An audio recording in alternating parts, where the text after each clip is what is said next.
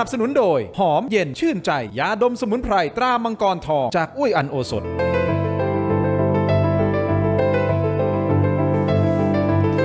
สวัสดีครับต้อนรับทุกท่านเข้าสู่รายการถกไม่เถียงครับเกาะติดต่อเนื่องเราจะถกกันต่อกับสถานการณ์ชายแดนไทยกัมพูชานะครับแล้วก็อย่างที่มีการรายงานมาล่าสุดนะครับเราต้องสูญเสียทหารกล้าอีก1 นายรวมทั้งหมด20 นายแล้วนะครับจากเหตุการณ์ความไม่สงบในครั้งนี้คุณผู้ชมครับอย่างนี้ครับทางด้านของกัมพูชาก็พยายามที่จะปล่อยข่าวที่ไม่เป็นความจริงหรือเฟกนิวส์เนี่ยออกมาตลอดเวลาแต่ในเวลาเดียวกันบนเวทีโลกเราทำได้ดีมากนะครับนำหลักฐานต่างๆที่เป็นข้อเท็จจริงจากฝั่งไทยออกไปประกาศให้ชาวโลกได้รับรู้นะครับโดยเฉพาะในเวที UN นะครับคุณผู้ชมล่าสุดก็มีการไปตอบโต้บอกว่าทางกัมพูชารุกรานเราจนทำให้พ่อแม่พี่น้องชาวไทยของเราที่อยู่ในชายแดนที่ได้รับผลกระทบเนี่ยกว่า 400,000 คนเนี่ยจะต้องอพยพโรงเรียนปิดอีกเป็นหลายสิบเป็น100 แห่งเนี่ยนะครับคุณผู้ชมข้อนี้แหละฮะที่กัมพูชาเขาก็ไม่สามารถที่จะตอบโต้ในข้อเท็จจริงได้แต่สิ่งที่เขาทำได้คือการปล่อยข่าวเฟกนิวส์ออกมาเรื่อยๆแล้วล่าสุดคุยโอ้อวดเลยว่างั้นเถอะบอกเขามี Gen Z นะยุค Gen Z คนรุ่นใหม่ Gen Z เนี่ยมากที่สุดในอาเซียนเพราะฉะนั้นหากการสู้รบระหว่างไทยกับกัมพูชายืดเยื้อออกไปเขาบอกนะถ้ายืดเยื้อถึง5 ปีเราได้เปรียบแน่นอนกัมพูชาพูดอย่างนี้นะครับเราได้เปรียบแน่นอนเพราะว่าไทยเนี่ย Gen Z คน Gen Z น้อยเรามีคน Gen Z เยอะอันนี้ตกลงข้อเท็จจริงเป็นอย่างไร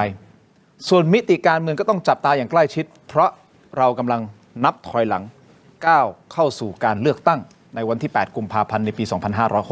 2569 วันนี้จะมาวิเคราะห์กันนะครับหลากหลายมุมมองท่านแรกก่อนเลยนะครับท่านเป็นอดีตรองเลขาธิการสภาความมั่นคงแห่งชาตินะครับท่านพลโทพงศกรรอดชมพูครับเสนงครับสวัสดีครับสวัสดีครับส่วนขวามือของผมครับ2 ท่านนะครับท่านแรกครับท่านเป็นนักวิเคราะห์การเมืองอิสระและอดีตสสนครศรีธรรมราชนะครับคุณเทพไทยเสนพงศ์พร้อมด้วยนายกสมาคมภูมิภาคศึกษาและอาจารย์ประจำมหาวิทยาลัยธรรมศาสตร์นะครับรองศาสตราจารย์ดร.ดุลยภาคปรีชารัตน์ครับสวัสดีทั้ง2 ท่านครับขอบคุณทั้ง3 ท่านที่ติดรายการถกไม่เถียงนะครับเอาประเด็นแรกก่อนเลยคุณผู้ชมต้องขอแสดงความเสียใจนะฮะกับครอบครัวของผู้สูญเสียกับเหตุการณ์ครั้งนี้ซึ่งดูแล้วเราไม่อยากให้มันยืดเยื้อนะครับแต่ทำไมดูแล้วมันเหมือนจะใกล้ยุติแล้วแต่สรุปแล้วก็ยังไม่ยุติมันเหมือนบานปลายแล้วล่าสุดกัมพูชาก็ออกมาบอกว่าเขามีคนเจนซีเยอะที่สุดเพราะฉะนั้นยืดเยื้อไปเขาไม่กลัวเพราะยังไงคนเจนซีจะขึ้นมาแทนและจะเป็นแนวรบใหม่ที่พร้อมที่จะลงไปรบกับไทยกัมพูชาพูดอย่างนี้ข้อเท็จจริงเป็นยังไงฮะเสนงเป็นอย่างนั้นจริงหรือเปล่าฮะคือเขามาพูดแบบนี้ชัดเจนเลยนะว่าถึงเรื่องเจนเนี่ยนะครับจริงๆในปีเลือกตั้งปี 2018 เนี่ยครับประมาณสัก 70-80% คือคนรุ่นใหม่เขาเนี่ยไม่เอาท่านฮุนเซนนี่คือข้อเท็จจริงไม่เอาฮุนเซนตอนนั้นสมรังสีสมัยนั้นเลยโดนแบนโดนหนีออกนอกประเทศไปใช่ไหมครับแล้วก็ทางฮุนเซนเขาก็ใช้วิธีการที่จะควบคุมสื่อเต็มที่เลยแล้วก็ส่งญาติตัวเองเนี่ยมาดูลูกสาวมั้งดูแลเรื่องสื่อใช่ไหมแล้วก็ดูแลทั้งระบบแล้วก็เอารู้สึกอีกคนหนึ่งเป็นผู้ชายเนี่ยเพื่อไปคุมเด็กทั้งหมดสำเร็จหรือไม่เราไม่ทราบนะครับเพราะว่าอย่างน้อยสุดเขาก็คุมทุกอย่างได้แต่ว่าคนรุ่นใหม่พวกนี้เนี่ยเขาก็คงจะไม่เดินตามคนอายุมากๆอย่างผมเนี่ยคุยเด็กก็ไม่ฟังเขาหาว่านี่อะไรก็ไม่รู้คนโบราณไดโนเสาร์ท่านไม่ใช่กันเหมือนกันถ้าจะเชื่อว่าจะใช้เจนซีแต่ว่าคนรุ่นใหม่เนี่ยเขาจะมีลักษณะที่ว่าเขาเข้าถึงข่าวสารได้ข้อมูลเร็วเปลี่ยนความคิดเร็วแล้วเขาไม่ต้องการที่จะอยู่อะไรที่มันเป็นเรื่องของโบราณนี่คือปัญหาดังนั้นสิ่งที่คุณไซกำลังทำทุกวันนี้ก็คือมาตีกับไทยเพื่อบัลลังก์ของตัวเองเพื่อเรื่องอะไรไม่รู้ซึ่งเขาไม่ได้สนใจผมไม่เชื่อว่าเด็กเจนซีของเขาเนี่ยจะมาสนับสนุนฮุนเซนในรอบต่อไปนะครับแต่ถามว่าจะลบถึง5 ปีมันคงเป็นไปไม่ได้นะครับเพราะว่ารอบที่แล้วเนี่ยปี 2554 ใช่ไหม 2011 เนี่ยรบ 9 วันครับคราวนี้เป็นสถิติใหม่ละ11 วันตายคราวที่แล้วนะแต่คราวที่แล้วได้เป็นการดวลระหว่างBM-21กับปืนใหญ่ครับโดยเฉพาะซีซ่าแต่คราวนี้เราก็มีตอนนั้นถึงแม้ว่าจะจบไปแล้วเนี่ยเขาก็ยังอยู่บนพื้นที่แผ่นไทยไงนี่คือปัญหาในรอบนี้ก็เลยมี2 มิติก็คือมิติแรกคือผลักดันให้ออกไปนอกพื้นที่อักษิของเราให้ได้อันหนึ่งอันที่2ก็คือทำลายอาวุธสนับสนุนที่อยู่ข้างใน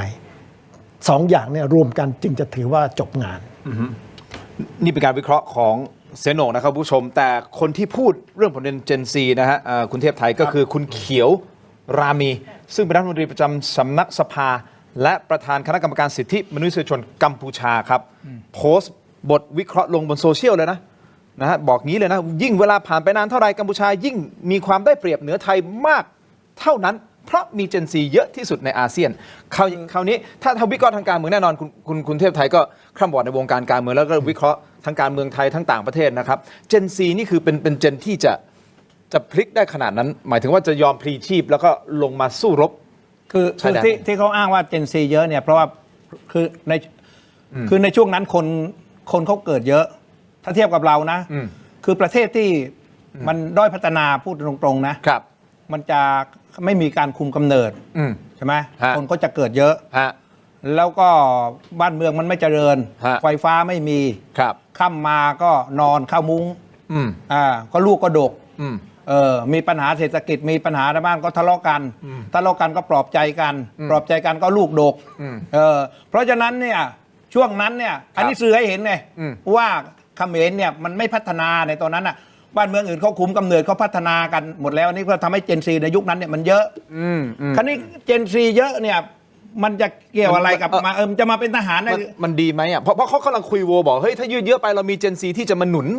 กองทัพนั่นหนุนคือใช่คือเขาคิดเรื่องคนไงคือเขาเรียกว่าเขาผลิตคนให้เยอะแล้วก็คนตายก็ไม่เป็นไรคุณจะเห็นเนี่ยเขามองกันคือมองคือฮุนเซนเนี่ยมองคนเขาเรียกคุณภาพคนคุณค่าของคนเหมือนกับผักปลานะคุณดูไหมล่ะรอบที่แล้วที่มาตายกันเป็นพันคนอ่ะมันเก็บศพบ้างเปล่าล่ะก็ไม่เก็บศพอีกแต่เขาบอกเราตายเป็น 5,000 นะรอบเนี้ยมันจะพูดยังไงก็ได้มันขี้โม้ใช่ไหมมันเช้าชูยังไงไอ้ภาษาจีนมันไม่ใช่ภาษากลางมันขี้โม้คือมันก็พูดยังไงก็ได้แต่ว่าข้อเท็จจริงของมันเนี่ยมันตายเยอะแล้วมันไม่สนใจไง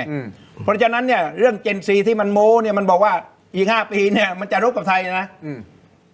สงครามรอบนี้มันจะถึงปีใหม่นี้หรือเปล่าผมจะถามเนี่ยแสดงว่าคุณเทพไทยมองว่ามีโอกาสที่จะจบลงก่อนมันจบอยู่แล้วก่อนปีใหม่มันจบแล้วมันไม่ยืดเยื้อแล้วศักยภาพของกองทัพไทยเนี่ยทำลายศักยภาพของทหารมันเนี่ยนะ50 ปีแล้วก็ถึง100 ปีไปเลยและเจนซีเนี่ยมันไม่แก่ตายไปก่อนหรือไงจะมารบกับเราจะรบได้ไงอาจารย์ดูภาพมองในประเด็นเจนซีตรงนี้ผมสนใจในประเด็นนี้เพราะเขาออกมาคุยโวเลยนะแบบเฮ้ยยืดเยื้อไปไม่เป็นไรไม่กลัวเรามีคนเติมเข้ามาคือผมว่าแนวโน้มเจนซีในกัมพูชาน่าจะไปเป็นเขมรพ้นทะเลมากกว่าที่ผมพูดแบบนี้ก็เพราะว่าคือเจนซีเนี่ยนะครับมันแบ่งเป็น2 กลุ่มกลุ่มนึงเนี่ยผมเห็นด้วยกับที่พี่โหน่งว่าเลยก็คือกลุ่มที่มองว่าสังคมกัมพูชารวยกระจุกจนกระจายนะครับทุกอย่างรวมศูนย์อยู่ที่ตระกูลฮุนหมดจริงแล้วอย่าว่าแต่เจนซีเลยนะครับพ่อแม่เจนซีนะครับมีจำนวนพอสมควรเลยทีเดียวที่วิพากษ์วิจารณ์ระบอบฮุนเซนฮุนมาเนตกันอย่างอุ่นหนาฝาข้างเลยนะครับแสดงว่าเขาไม่อยากจะรับใช้ตระกูลฮุนแล้วนะครับแสดงว่าเจนเซนเนี่ยก็คงมีไม่ใช่น้อยหรอกที่เขารับรู้ข้อมูลข่าวสารหูตาสว่างมากขึ้นนะครับเขาคงจะไม่เชื่อคำสั่งฮุนเซนสั่งให้ไปลบไปตายยังไงก็เดินตามอย่างนั้นคงจะไม่ใช่อย่างนั้นนะครับแต่ว่ามันมีเจนซีบางกลุ่มเนี่ยนะครับที่ครั้งเลือกตั้งที่ผ่านมาเนี่ยเป็นหลงกลนะครับคะแนนนิยมของฮุนมาเนตคือระบอบฮุนเซนตอนปรับตัวการเลือกตั้งล่าสุดมีความน่าสนใจก็เรียกว่าเป็นเผด็จการเลือกตั้งที่ปราดเปรื่องมากขึ้นนะครับหมายถึงว่าคนเห็นต่างเนี่ยเขาจะไม่ได้ผลักเป็นขั้วตรงข้ามแต่เขาจะใช้วิธีละมุนละม่อมกว่าก็คือเขาดันฮุนมาเนตซึ่งเขาบอกว่าเป็นคนรุ่นใหม่นะครับ40 กว่าเนี่ยให้ดึงดูดนะครับหนูน้องๆเนี่ยนะครับมาหาแดดดีฮุนมาเนตนะครับซึ่งทำให้พรรค CPP เนี่ยได้คะแนนนิยมแล้วก็ต่อท่อส่งให้ฮุนมาเนตเนี่ยเป็นนายกรัฐมนตรีสมดั่งใจคุณพ่อเขานะครับฉะนั้นเนี่ยสิ่งที่เขามั่นใจก็คือว่าเขาสามารถจะตบเจนซีบางกลุ่มเนี่ยเข้ามาเป็นคะแนนนิยมให้กับพรรค CPP แล้วจะสามารถแปลงเป็นกำลังลบได้แต่ผมก็ดูแล้วดูอีกเนี่ยเห็นด้วยกับพี่โหน่งว่ามันไม่มีปริมาณเยอะขนาดนั้น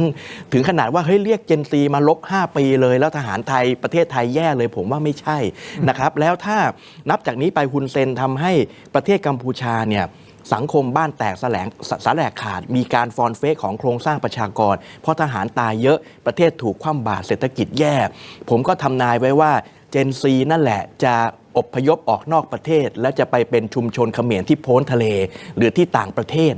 มากขึ้นเรื่อยๆด้วยซ้ำตัวละครที่ชื่อว่าคุณสมรังสีจะเป็นตัวแปรสำคัญ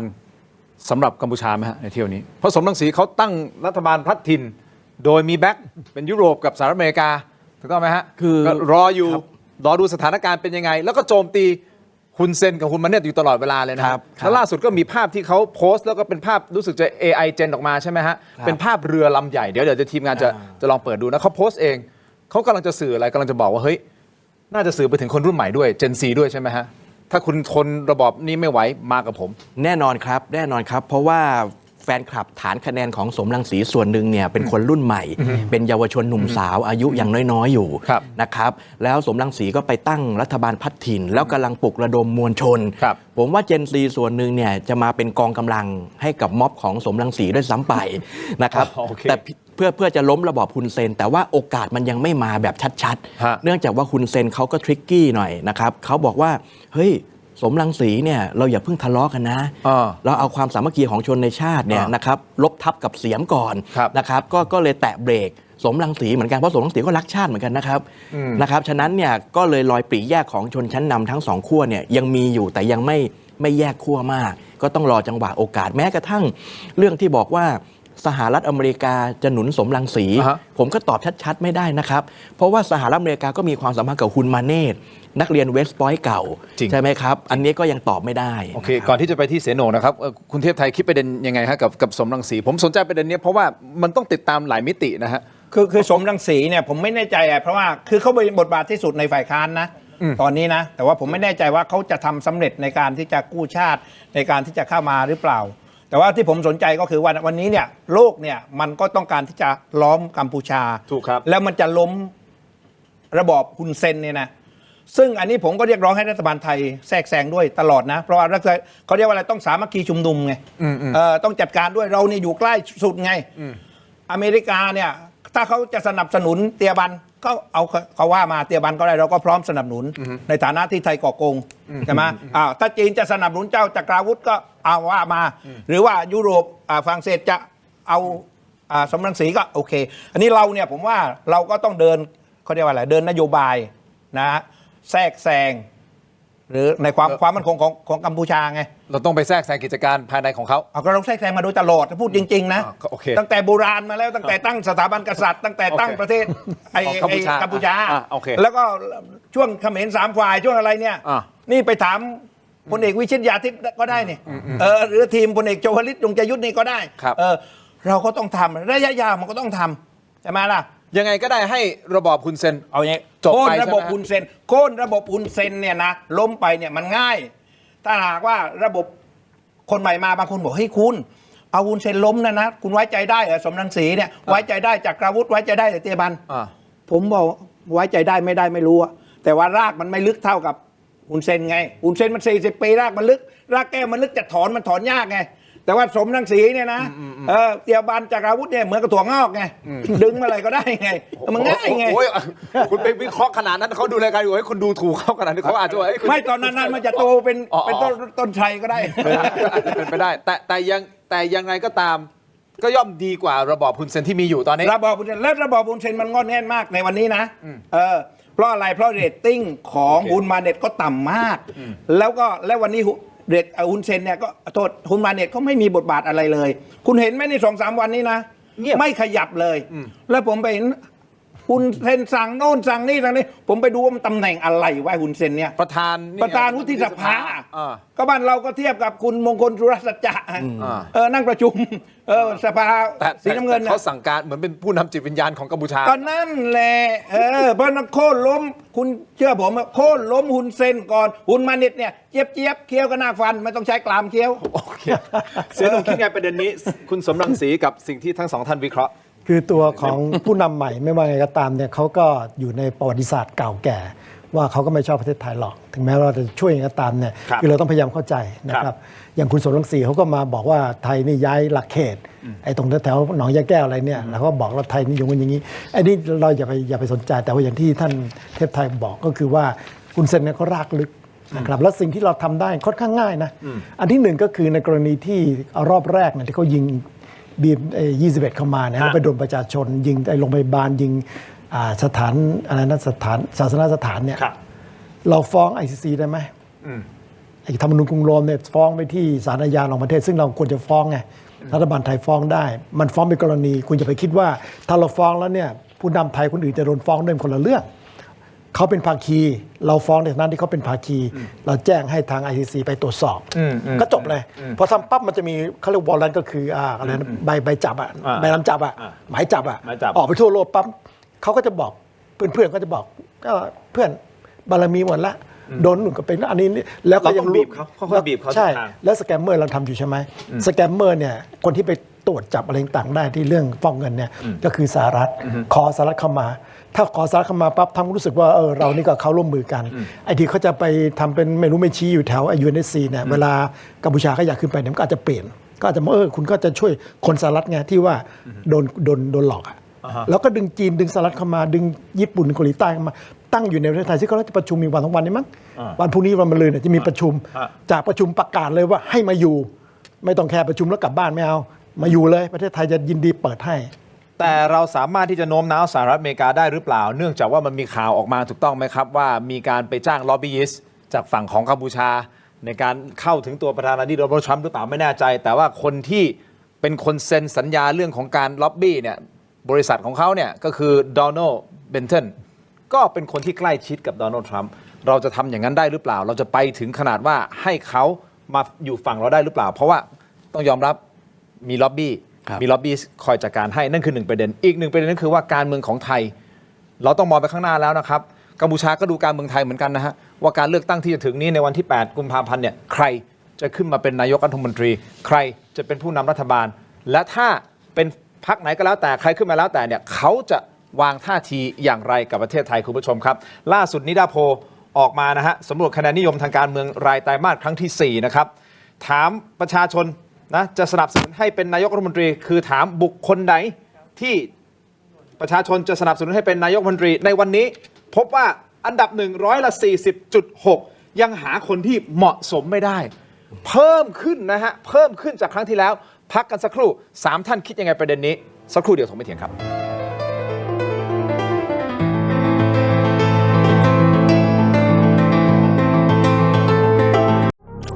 ดีขนาดนี้อย่ารอช้าสายเกมสายลงทุนสาย AI สายเทคต้องไม่พลาดลดราคาพิเศษให้ทันที 2,000 บาท BrainTech Tri Screen จอเสริมอัจฉริยะเปลี่ยนโน้ตบุ๊กธรรมดาให้ทำงานพร้อมกันได้ถึง4จอ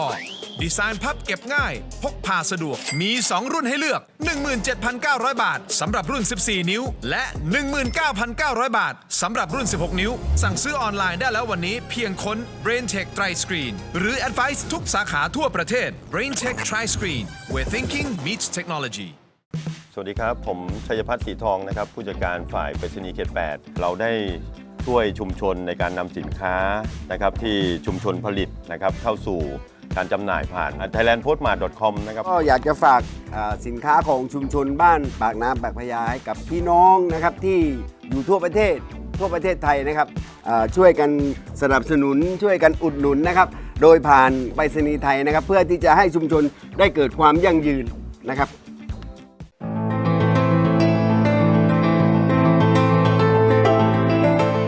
วันเกิดยาบรรเทาอาการแสบร้อนกลางอกและอาหารไม่ย่อยเนื่องจากกรดไหลย้อนชนิดน้ำอ่านคำเตือนในฉลากก่อนใช้ยา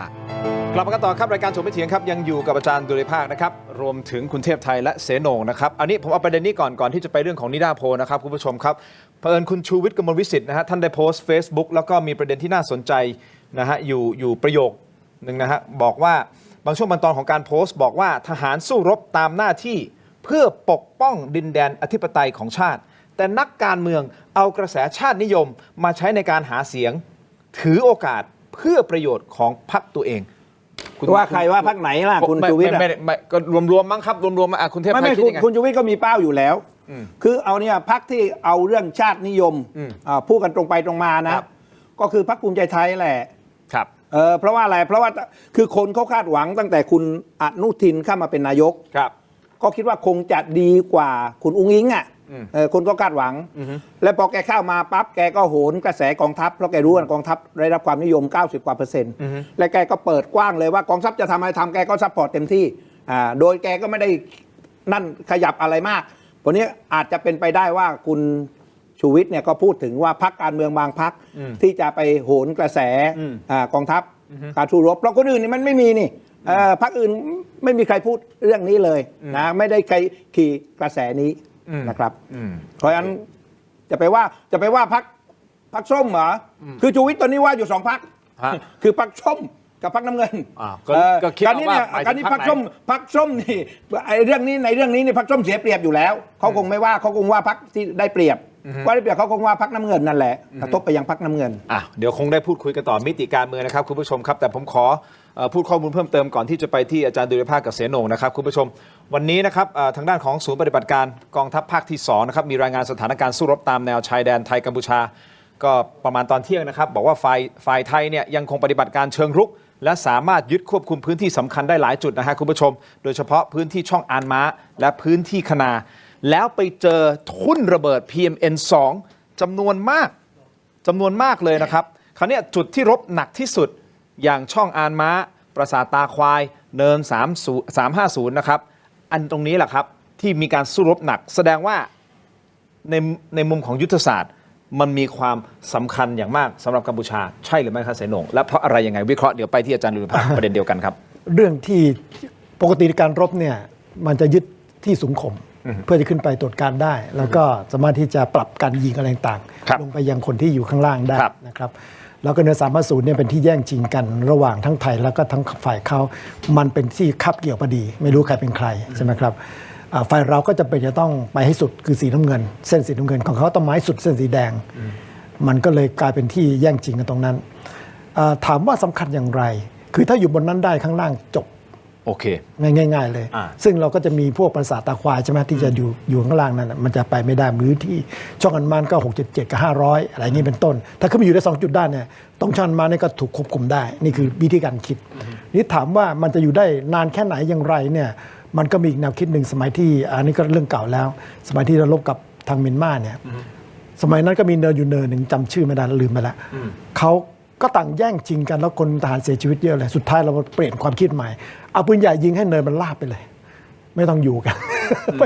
เนินหายไปเลย ไม่ต้องมีเนินแล้ว ไม่ต้องมีเนินฟาดไปเลยอันนั้นสมัยนั้นนะอันนี้ก็เหมือนกันบางทีเราก็ต้องใช้วิธีการต่างๆ ที่จะทำให้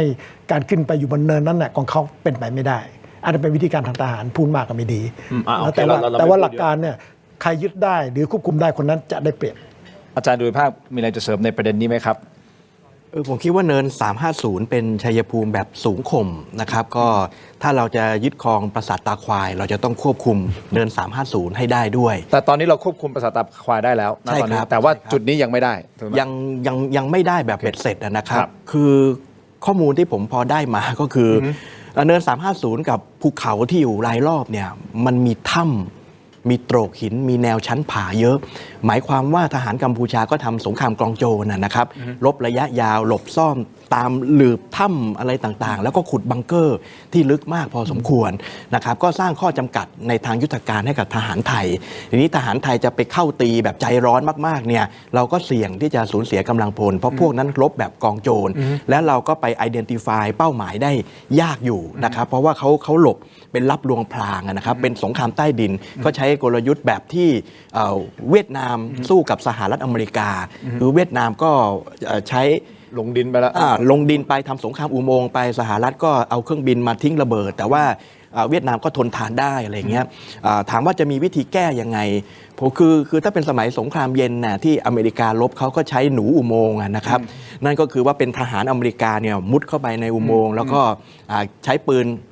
ไร้เสียงอะไรอย่างเงี้ยไล่เก็บอะไรเดี๋ยวเสนงน่าจะเสริมได้ดีนะครับแต่ว่าเราก็ไม่ได้มีหน่วยตรงนี้หมายถึงทหารไทย แต่ว่าถ้าเราไปใช้ยุทธภัณฑ์พิเศษในการพร่องออกซิเจนหรือหาทางปิดปากถ้ำหรืออะไรต่างๆ มันก็ไม่แน่นะครับผมคิดว่าฝ่ายยุทธการก็กำลังวางแผนอยู่ ตรงนี้ก็ไม่สามารถจะเปิดเผยรายละเอียดได้มาก เอาเป็นว่าเป็นจุดสำคัญ เป็นจุดสำคัญครับ และมีการสู้รบที่หนักมากในจุดนี้ ใช่ครับ แสดงว่า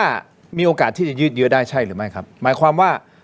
พอดีเราทำโหวตนะฮะเราทำโหวตแล้วถามคุณผู้ชมไปประมาณสัก20 นาทีที่แล้วนะครับตอนนี้โหวตกันมาเกือบ 4,000 โหวตแล้วนะครับบอกว่าคุณคิดว่าการปะทะจะจบลงก่อนสิ้นปีได้หรือไม่ คุณเทพไทยบอกในช่วงแรกของรายการบอกว่าไม่ถึงสิ้นปีใช่ไหมฮะอันนี้ผมไม่ถึงสิ้นปี แต่คุณผู้ชมที่โหวตกันเข้ามาณตอนนี้นะครับอยากให้โหวตกันเข้ามาเยอะคิดเห็นอย่างไรคุณผู้ชมส่วนใหญ่ณตอนนี้ยังบอกว่าจบลงก่อนสิ้นปีได้อาจารย์ดุลยภาคคิดยังไงครับจบก่อนสิ้นปีได้ไหมฮะผมว่าถ้าก่อนสิ้นปีแบบเบ็ดเสร็จเด็ดขาดอาจจะยากนะครับแต่ว่าการยุทธใหญ่ๆ คิดว่าพอไปได้ เพราะว่าตอนเนี้ยพื้นที่ทางลึกของกัมพูชาเนี่ยเราทำลายเส้นทางส่งกำลังบำรุง โอเค เราทำลายคลังเสบียงคลังสัมภาวุธต่างๆต่อให้มีทหารกัมพูชาซุกซ่อนอยู่ในเนินเขาต่างๆที่สำคัญแล้วไปทำสงครามอุโมงค์ ครับ แต่ว่าแนวหนุนนะครับที่มาจากพื้นที่หลังของเขาเนี่ยมันเติมได้ไม่ทัน มันก็จะทำให้ทหารกัมพูชาอยู่แนวหน้าเนี่ยถูกโดดเดี่ยวนะครับฉะนั้นเนี่ยทหารกัมพูชาก็จะอยู่ในสถานการณ์ที่ยากลำบาก แต่ถ้าถามว่าพอไทยเรายึดได้หลายจุดเนี่ยเช่นยึดเนิน 350 ได้ ยังยึดภูมะเขือได้ ยึดช่องอานม้าได้ เราต้องอย่าลืมว่าทหารกัมพูชาก็จะต้องแก้แค้นหาทางจัดกำลังมาเข้าตี โอเค เราก็จะเป็นฝ่ายตั้งรับ นี่ก็อยู่ที่นิยามของเสนาธิการทหารบกของไทยเนี่ยที่ว่ามันจะต้องทำลายให้กองทัพกัมพูชาสิ้นสภาพภัยคุกคาม อย่างที่พี่เทพไทยว่าถ้าทหารกัมพูชาหลับยาวอีกหลายปีเนี่ยการที่เขาจะเข้ามายึดครองพื้นที่มันก็จะยากนะครับก็คิดว่าเดือนธันวาถ้าจะจบได้ก็คือหลักๆสนามยุทธใหญ่ๆเนี่ยผมว่าได้นะครับ คุณเทพไทย มัน เสริมนิดนึง มันยากนะเพราะว่าที่คุณบอกว่ารบกับไอ้เขมรเนี่ยนะคือเขมรเขาถนัดเรื่องกองโจรเพราะมันโจรไง ครับ ฮุนเซนเนี่ยมันโจรมันกุ้ยเพราะฉะนั้นประเทศเขาเนี่ยมันถนัดไงเรื่องรบกันกองโจรเราก็สู้มันลำบากแหละถ้าพูดจริงนะทหารเรามันสบายกว่าเรารบแบบใช้ปืนใหญ่ใช้ F16 ใช้กริปเพนอะไรเงี้ยครั้งนี้เนี่ยมันสรุปบทเรียนไงมันไม่เหมือนในตอนกรกฎาที่ผ่านมาใช่ไหมล่ะ ครับ มันไปรวมกันเป็นกองมาอยู่ที่ฐานทัพของมันนะแล้วเราก็เอาไข่ไปวางตูมมันก็นอนเฝ้ารากมะม่วงอยู่ไงคราวนี้มันกระจายหมดคุณเห็นไหมแล้วยิ่งเราเปิดแนวรบตั้ง8จังหวัดอ่ะกระจายหมดคราวนี้พอกระจายคนก็เล็กน้อยเราก็ยากแล้วเวลามันยิงไอ้BM 21ยิงปั๊บมันเคลื่อนย้ายยิงปั๊บมันเคลื่อนย้ายไงมันไม่เป็นเป้านิ่งไม่เหมือนเมื่อก่อนไงแต่ว่าโอเคล่ะผมว่านะถึงยังไงก็ตามผมว่าศักยภาพของทหารเนี่ย ครับ มันยังมี ครับ เขาทำอย่างนี้ที่ผมเห็นด้วยนะทำอย่างนี้โอเคระเบิดทิ้งคลังน้ำมันเอาจบใช่ไหม คือตัดอะไรที่มั ตั น ด เป็น อะไรได้เอาใหญ่ๆเอาซะก่อนเลย โอเค ให้มันเหลือไอ้พวกกองโจรบ้าๆอยู่ใน ครับ ถ้ำเนี่ยเดี๋ยวมันก็อดตายเองอ่ะเพราะมันก่อนนั้นกินไข่ดิบวันสุดท้ายอยู่แล้วเนี่ย ใช่ คือมันไม่นานหรอกไอ้ฮุนเซนเนี่ยนะเพราะมันรับบริจาคข้าวเม่าอยู่ให้ทหาร อ๋อ น่ะ ใช่เพิ่งรับบริ เอ จาค อ รั แล้ บ ว บ มัน ริจาค ทหารมันกินข้าวเม่าอยู่แล้วมันจะไปไหวมันไม่ไหวมันไม่ถึงหรอกไอ้ธันวาเนี่ยเชื่อผมอะ โอเค ตอนนี้นะฮุนเซนเนี่ยประเภทเหมือนกับหมาบ้าแล้ว หัวเสีย ผมไม่รู้จะยังไงแล้ว ใช่ ไม่เขาเองคงอาจจะไม่ได้คิดว่าจะมาถึงวันนี้ก็ได้หรือเปล่าไม่รู้นะ ไม่ตอนนี้ผมว่านะตอนนี้เขาหาตัวช่วย คือเขาทำทุกอย่างของงึดสู้ผมว่างึดสู้เขาเรียกว่าอะไรหายใจสุดท้ายลมหายใจสุดท้าย เพื่อที่จะหวังคือสู้กับเราไปพลางไอ้มือก็กวักเรียกให้คนมาช่วยไง ตัวช่วยหนึ่งในตัวช่วยที่คุณเทพไทยกำลังพูดถึงอยู่นะฮะก็คือสหรัฐอเมริกาโดนัลด์ทรัมป์เดี๋ยวก่อนที่จะไปเรื่องของโดนัลด์ทรัมป์เสนงคิดไงสั้นๆนิดเดียวครับว่ามันจะจบภายในสิ้นปีนี้ คือ ได้ไหม การรบ หมายถึงหลักใหญ่ใจความ การรบมันมี2สเต็ปซึ่งเราอาจจะมองข้ามไปเราพูดรวมๆสเต็ปหนึ่งก็คือการผลักดันที่บริเวณด้านหน้าเนี่ยของเราก็คือชายแดนเราเนี่ยนะครับอีกสเต็ปหนึ่งที่พูดกันว่าจะจบไปยาวเนี่ยก็คือทำลายอาวุธสนับสนุนข้างหลัง ซึ่งจะต้องลึกไปประมาณ130ถึง150กิโลเมตรตามอาวุธยิงสนับสนุน ซึ่งเรายังไม่ไปจุดนั้น โอเค เราช่วงที่จะจบตรงนี้อาจจะถึงขนาดที่ว่าทางคุณเซนเขาอยากหยุดแล้วอยากเจรจาเต็มแก่แล้วแต่เขาทำท่าทางอย่างนั้นอ่ะแล้วพยายามคนอื่นเข้ามาบีบเราเพื่อให้เรายอม จะกลายเป็นว่าเขาชนะให้เราออกก่อน ครับ มันจะจบที่บริเวณชายแดน ซึ่งอาจจะจบภายในสิ้นธันวาเนี่ยก่อนก็ได้ โอเค เพราะจริงๆมันหมดแล้วแต่ว่าถ้าถามว่าเขาสิ้นสภาพไหมอย่างเพราะตัวอย่างนะอย่างเบียม21เนี่ยมีประมาณ100 ชุดเนี่ยเรายิงไม่ได้ชุด2 ชุดเองมั้งเนี่ยตัวอย่างมันต้องไปเกินครึ่งต้อง50-60มาถึงจะถือว่าเขาจะไม่ยุ่งกับเรา แต่สถานการณ์จะคลี่คลายในก่อนสิ้นปี หมายถึงว่าหลักใหญ่อันใหญ่ๆใจความ ก็คือ อาจจะคุมได้ ได้พื้นที่ของเราแล้ว โอเค ไล่ไปแล้ว ส่วนตัวช่วยหนึ่งนะฮะที่ทางด้านของกัมพูชาคาดหวังมากๆก็คือประธานาธิบดีโดนัลด์ทรัมป์ของสหรัฐอเมริกานะครับซึ่งประธานาธิบดีก็มีการพูดเพิ่มเติมอีกแล้วนะครับได้พูดถึงสถานการณ์นะฮะในพิธีมอบเหรียญรางวัลเชิดชูเกียรติแก่ผู้ปกป้องชายแดนเม็กซิโกโดยบอกว่าโทรคุยกับผู้นำไทยและกัมพูชาแล้วทั้งสองประเทศต้องใจเย็นๆหน่อยเชื่อว่าสามารถทำให้ยุติลงได้ แล้วคุณคิดว่าเขาสามารถที่ทำให้ยุติลงได้จริงหรือไม่พักสักครู่ครับช่วงหน้ากลับมาวิเคราะห์กันต่อรวมถึงการเมืองของไทยด้วยนะครับนิดาโพลสักครู่เดียวครับ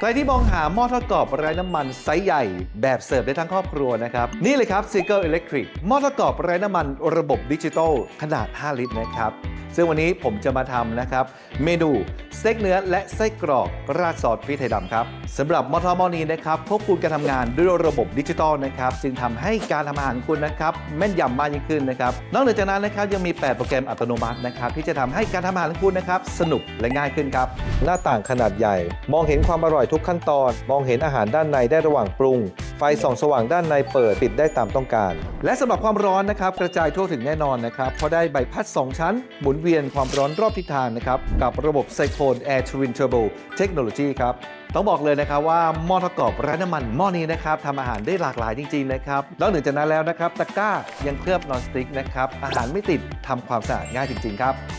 และนี่นะครับเป็นไอเทมที่ทุกบ้านต้องมีในครัวนะครับสำหรับใครที่สนใจสินค้านะครับสามารถสั่งซื้อตามช่องทางด้านล่างนี้ได้เลยครับ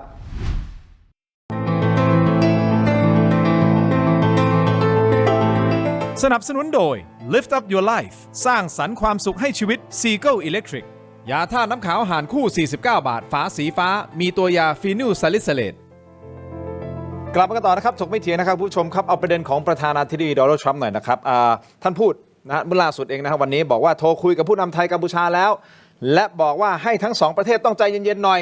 เชื่อว่าสามารถทำให้ยุติลงได้นี่คือคำพูดของประธานาธิบดีของสหรัฐอเมริกาประธานาธิบดีโดนัลด์ทรัมป์เสนงอาจารย์ดุลภาคคุณเทพไทยคิดว่าเขาสามารถทำให้ยุติได้ไหมฮะ คือความเห็น ขอแบบ สั้นๆเลยนะครับคือเราต้องตามน้ำแล้วต้องจบงานนี้ โดยที่เราได้พื้นที่คืนจบแล้วแล้วมันก็จบอยู่แล้วเพราะว่าถ้าเรายึดปฏิญญากุลาลัมเปอร์เราบอกเนี่ยเราเดินตามนี้แล้วก็ขอให้คุณย้ายกำลังไปแล้วว่านไปแล้วก็ไอ้ที่มาวางระเบิดก็คือฐานช่องนั้นช่างไปด้วยซึ่งเรายังไม่เสนอ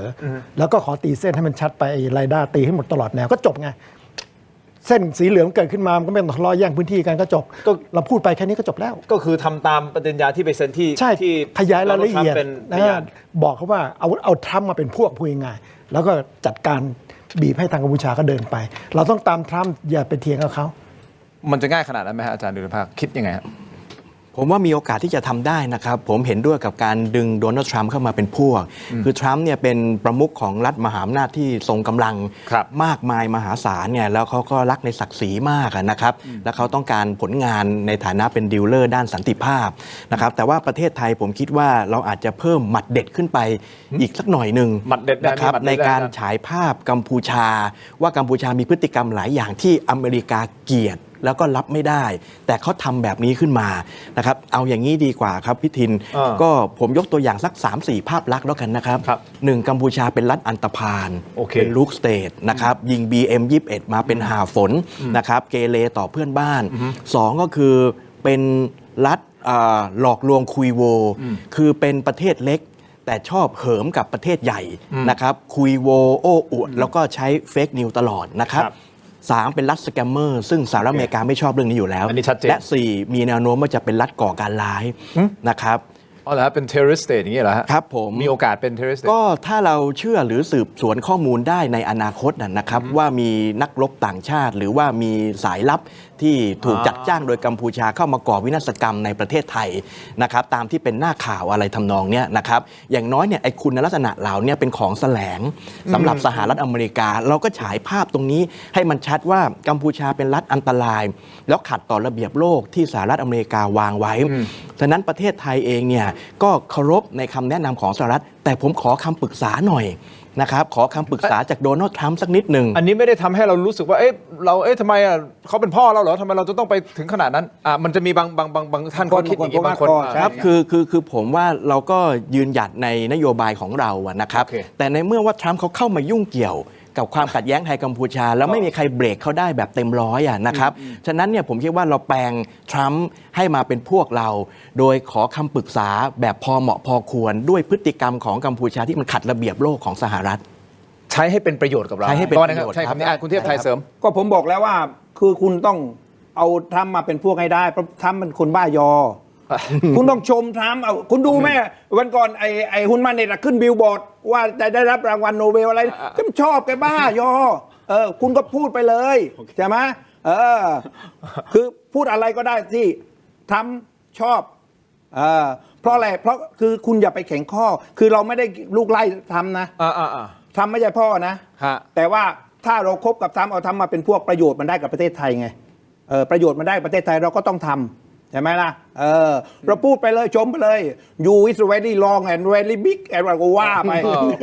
หมายถึงว่าประเทศเขาใหญ่มีอำนาจ มันย่อยๆคุณสายตายาวไกลอะไรก็ว่าไปใช่ไหมชมก็ไปเลยแล้วก็ใส่ความไปด้วยนิดหน่อยก็ได้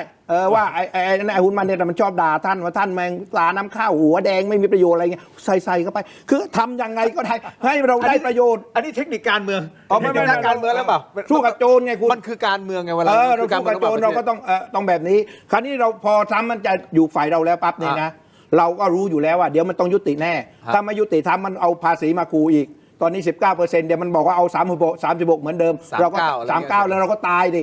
ไหนๆก็จะนั่นเลยแบบเจนบอกว่ายึดไอ้เต็มเลยส่งสัญญาณไปที่กองทัพเลยยึดไปเลย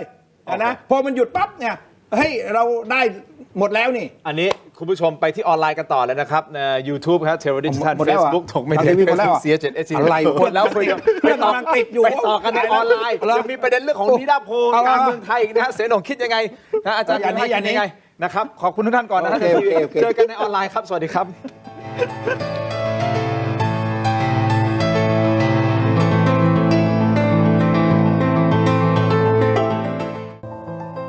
กลับมากันต่อนะครับถกเป็นเถียงในช่วงของออนไลน์คุณผู้ชมครับก็ช่วยกันกดไลค์กดแชร์กันหน่อยนะฮะคอมเมนต์กันเข้ามาอย่างต่อเนื่องขอบคุณมากๆเลยนะครับอันนี้ก่อนที่เราจะไปสนทนาธรรมกับทั้ง3ท่านต่อนะครับไม่ว่าจะเป็นท่านพลโทพงศกรรอดชมพูอดีตรองเลขาธิการสภาความมั่นคงแห่งชาตินะครับหรือว่าเสนงนี่นะฮะ